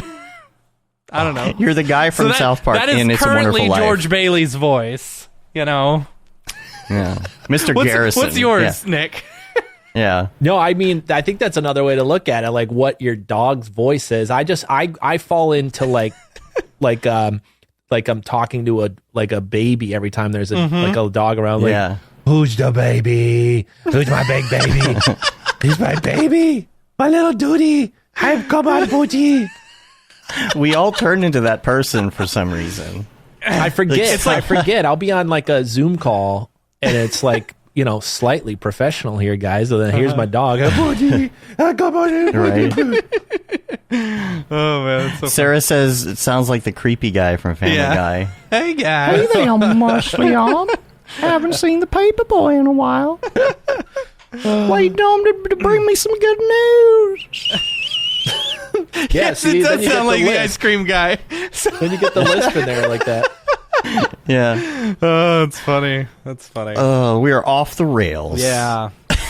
Any other NFT things we want to talk about? Yeah. I don't know.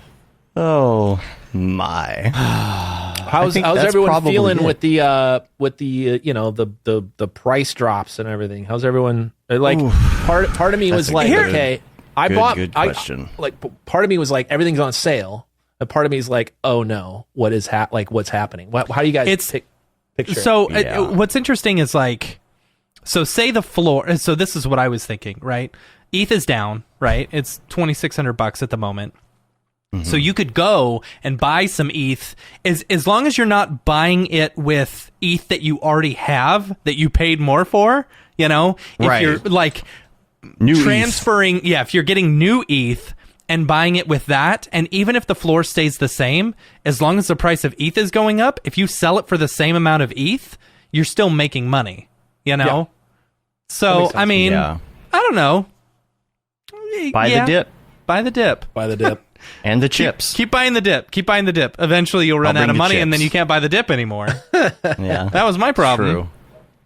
True. Yeah, I definitely grabbed some more stuff on the sale. We'll see if it translates into the future. But I'm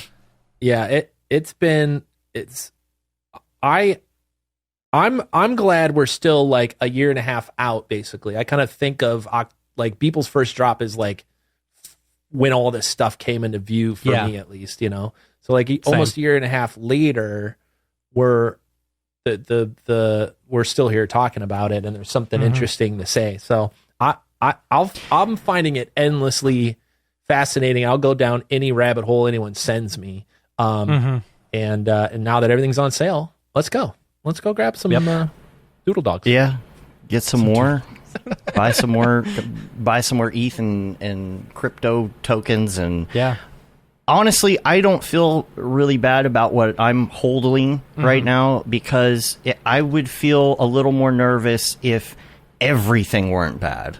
But the stock markets and everything, it's all bad. All of it's down. Yeah. So like Dave said, I don't feel bad about it, because eventually that stuff's going to go back up. Like it wasn't that, promises were not met by Ethereum or some of these other coins or whatever. It's like, no, everything's just down. That's just the way it is right now.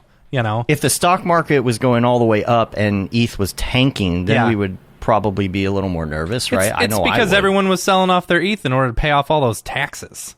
Yeah, that's true. Yeah, I think it's taxes. Some of it is but there's also ding dongs like leveraged out, like not just in crypto, but in the stock. Everything went up almost straight up for 2 years in the stock market. So everyone's like, new people are like, oh, I'll just get a loan and throw it all into whatever because it all goes up.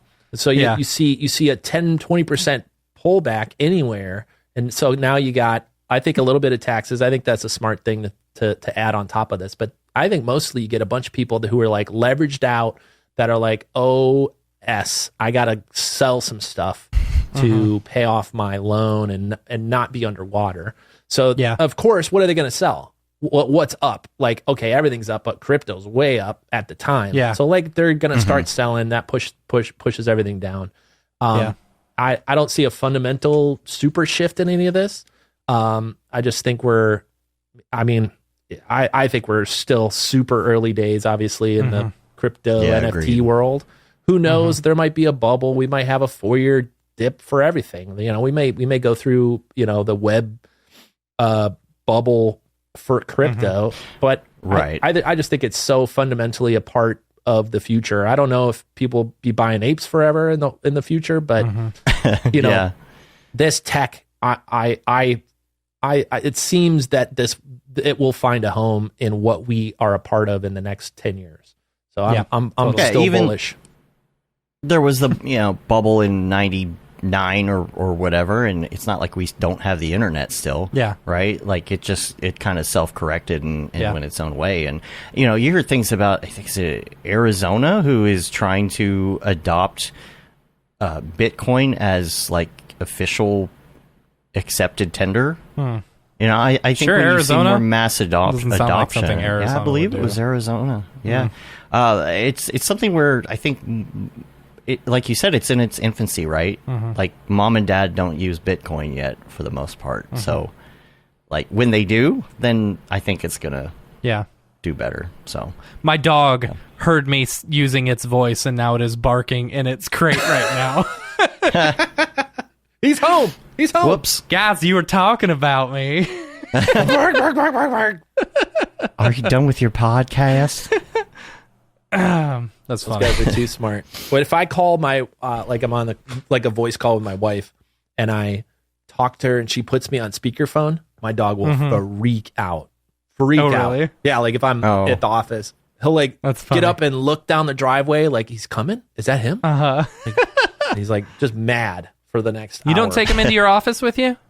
Sometimes. Oh, yeah. Yeah, but see, if I did it today, I would be doing the dog voice. You guys don't want that. Come on, Boogie. That's funny. Come on, Doo-doo. baby. It's my big baby. It's funny. All right, so if anyone is looking to shill their drop on the show, email us, info@mograph.com, and we will show it off. Totally. Other than that, let's get back to the regular show. Drop. Is this the fucking mic drop? This is exactly what I should be doing. And we're back. Nick, thank you so much for being on the show man. today. We really appreciate it. It's so easy when, it's such an easy show. We don't have to prep anything when we know the person really well. Because all we got to do is sit and chat and catch up. So it's fun, basically. Dude, it's good, man. Easy. I'm so glad to catch up with you guys. There's and I'm also excited for some IRL stuff happening this year. I hope, man. Let's absolutely. Got to have you out to camp. It's going to be great. Camp's on my radar this year. We'll be sponsoring like always, but I really want to try to make it to one of these here. I hear nothing but good things every time you do one of these things. And gosh, all the other stuff too, like the Vegas event, and if there ends up being Barton, let me know, man. I'm coming to see your office. Well, I should just go see his damn office. It's about time I just go. Yeah, dude, visit. Come down. You got a place to stay? We got a whole extra bedroom with its own bathroom and everything. All right, there's dogs there, and we just built a pool. It's got a hot tub, dude. Shut up. You're set. Yeah, shut up. I need a little. You can come over here and barbecue in Winkleman Terrace. Yeah. That's what I call my patio. The pool is the pool built by people. Yeah. Begrudgingly built by people. Oh, I see. Our outdoor beeple things. Yeah, I see what you thanks, did there. Thanks, Winkleman. We love Thanks, you for that. buddy. Yeah. Yeah, I owe quick him a question beer. in the chat: is Camp Mograph good to go if you don't know anyone personally in the community? Yes. Absolutely. Yes. If you don't 'Cause know you will by anyone the in the end. community, you're going to meet everyone in the community. Yeah. And any meetup. Come to camp. Yeah. Any meetup. Yeah, there was specifically, Absolutely. I forgot who I talked to in LA. They had that exact story. They're like, I just went knowing that it was, I think it was in her neighborhood or within a few, a few hours of where she lived. She's like, I just went and I didn't know anybody. And then now I know everybody. And they loved it. So yeah, it's I hear good things, guys. I gotta Joey show up. Corin, man. What's up, man? Joey. You show And up at right at last the second end. here. Yeah. Joey. He asked if you want to start a metal band. Joey, I'm in. I think I could do maybe the drums. I could probably play. I know you got the guitars figured out. I could probably play some thrash drums. Okay. There's not a lot of keyboard in metal, but I got, some synth stabs, maybe some synth stabs if you want a little bit of that. I'm in. If you need a bass player, I'll volunteer. Yeah, volunteer that's tribute. really what's missing at these the Vegas event, Joey, is Right. like we need to get the band together, whatever that looks like. The Mograph band. All Mographers. EJ's been working on his karaoke for years now, so maybe you want to get like a little singing, maybe a little EJ singing. Yeah. Or screaming. I'll do the trumpet. Yeah. I think we got this figured out. Yeah. EJ can do All right. girls. I'm all in. Oh, man. In this tutorial. Oh, that would be great. Joey, let's do it. I gotta go. Look, I already have 8 excuses to go to Florida, and now I got 9. Joey, I gotta come down there. Gotta ride Velocicoaster and go hug Joey. That's really dude, all on my list. Velocicoaster is awesome. Like that looks so amazing. I want to ride that. Sounds like so something bad. I would not No. do. You don't do roller coasters. I would not though, do. Right? I do not like the roller coasters. No. Dude, I'm in, man. I'm so excited to see you guys. Yeah. Joey, let's make a plan before NAB band. this time, man. Been too long. Yeah. Been too long. I'm looking forward to NAB with all of y'all and the big meetup, and man, that's coming. That's going to be around the corner, isn't it? It's already February. NAB? Dang. Yeah. Wow. Yeah. I mean, there's no talks about canceling it currently, so yet. It'll be fine. Camp Mograph open mic Dude, yeah, night. see, We've- seriously, yeah. I need to I should bring my electric drum set, right? A guitar and a bass, and then some we've got a PA there. Bring a So couple talent show. Yeah, basically, dude. Then people just come out and jam. That'd be fun. do their stand up as well. Do their Mograph stand up. Stand up. Yeah. Yeah. Get Billy up there doing his stand up comedy. routine. Totally. Oh, I know what that It's means. fun. You're bringing the damn dog, Dave, aren't you? He's got to have his own jokes. Yeah, on the Dorby. stand. Oh yeah. Dorpy will do his Absolutely. stand-up. Absolutely. I actually bought extra Dorpies, in case I ever need to take them out of town because I don't want to accidentally lose one. That would be really So I funny. have travel Dorpy. Travel Dorpy. You have Yeah. He's got a little original- hat on and a backpack. got a news cap, a little news thing sticking up. Yeah. And his funny. JanSport. Oh, cute. That's funny. For Well, Nick, anyone if- interested, Camp Mograph, make sure and either subscribe at campmograph.com or stay tuned because we're going to have some announcements probably next week, I think. As far as additional sponsorships and when Ticket sales, dates and all that. Yeah. You can check out the different cabins and stuff like that. So it'll be Yeah. cool. It'll be cool. Yeah. Yeah, I'm excited. Yeah, count us in for sponsors. We get send me the deck, will you? Awesome. I'll send you the deck. Yeah. Cool.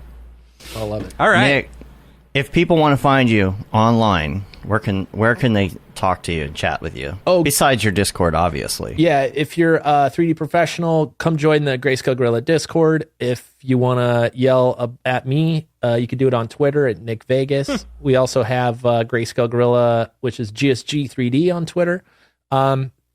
If you are, I think those are probably the best places to come yell at me. Also, we'll be doing some more shows over on the YouTube as well. So subscribe there, and we do some shows and videos there as well. Cool. Cool. And I have an extra thing to add here at the end. Again, Mograph TV launching tomorrow. Technically, tomorrow is tonight at 6 o'clock Central. Please, if you're interested in it, maybe put it on a TV somewhere. Leave it on. See what you think. I'd like to get people's feedback. It's something that we've been working on for like a year. This has been... It's one of those things where it's very easy in theory. But... I like to figure out what's the best way to automate it. How can I press the least amount of buttons once it's running and all of that? How can we fill it with content? You know? All of that. But we have content. We've got great sponsors on boards and lots of content. So please, I hope everybody enjoys it. Been working so hard to get this thing rolling, and hopefully no power outages this week. Yeah, that's exciting, guys. Congrats on the launch on that. Thanks, man. Thanks. Well, we're going to get out of here. You can rate us on iTunes, leave a review on your podcatcher of choice, subscribe. That helps get our ratings up. Subscribe to our newsletter. One's going out tomorrow morning, actually. And you can say you've been there, done that, got the T-shirt with the Mograph logo tee, the Paul Babb Feel the Bab 2020 shirt. All the profit from that go to Doctors Without Borders. The Render Things T-shirt, hoodie, and long sleeve tee. The That Render is Fire shirt, which you're only allowed to wear ironically. Unless you're shams. And the Mograph Blandishment shirt as well. We're on Facebook, Twitter, Instagram, YouTube, TikTok, and Mograph.com. Don't stop with the TikTok. And that's about it. Thanks again, Nick. Thank you, guys. Appreciate it. All right. Till next time, I'm Dave. And I'm Matt. And I'm Nick. Thanks for coming. Happy Monday. Have a good one. Later, yo.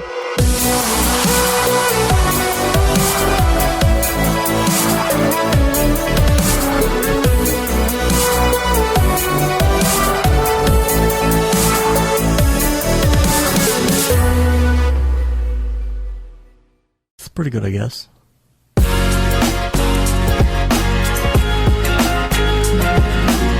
Introducing Mograph TV from Mograph.com, a free motion graphics and animation channel streaming your favorite content and favorite artists 24/7. Mograph TV features motion graphics tutorials, talks, tips, inspiration, and replays of popular live shows.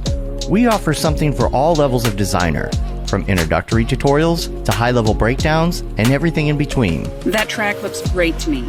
Mograph TV features software like Cinema 4D, After Effects, Unreal Engine, What up? third-party plugins, and other 2D and 3D software. We also feature live motion events, short-form clips, crypto art, and even a little photo and video editing. Learn from the people that inspire you most, and stay up to date on all the latest industry news, announcements, and community events. You'll also see exclusive offers only available by watching. With 3 8-hour blocks each day, you'll be sure to catch everything, no matter what your time zone. Keep it on as a companion to your workday and learn something new. Meet a friend, watch a demo, catch a classic tutorial, or even find new inspiration. That's a British word? A lot of things are British words. Yes, good luck with all your projects. Mograph TV, television for the design community, 24/7.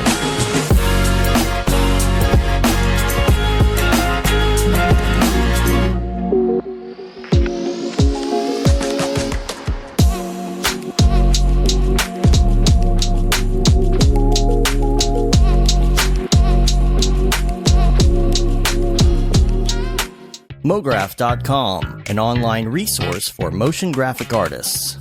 Start your week with the Mograph podcast. Industry news, interviews with your favorite artists, and terrible humor.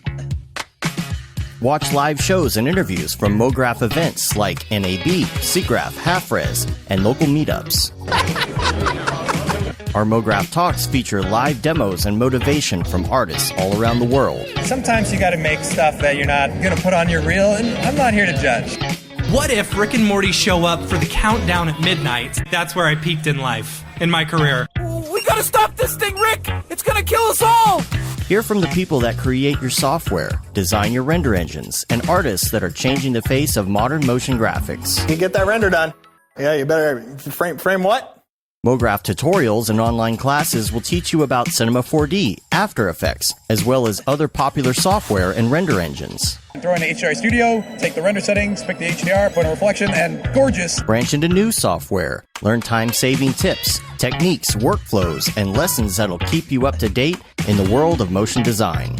Oh, brother, those are some of my favorite elves. I love projects that scare me. When our art director comes to us and asks for something that I had never done before, man, it gets me pumped. Join the conversation in our live sessions. Check out our plugins or join the hundreds of daily active users in our Slack channel for technical help, advice, contests, or just to joke around. Real nice banana. Yeah, that's so funny. All right. I'm going to live forever. Subscribe today and get the latest updates on our YouTube and other social media channels. Take all your dreams and just do it! We don't care how you get here, folks. Just get here. Subscribe to Mograph.com.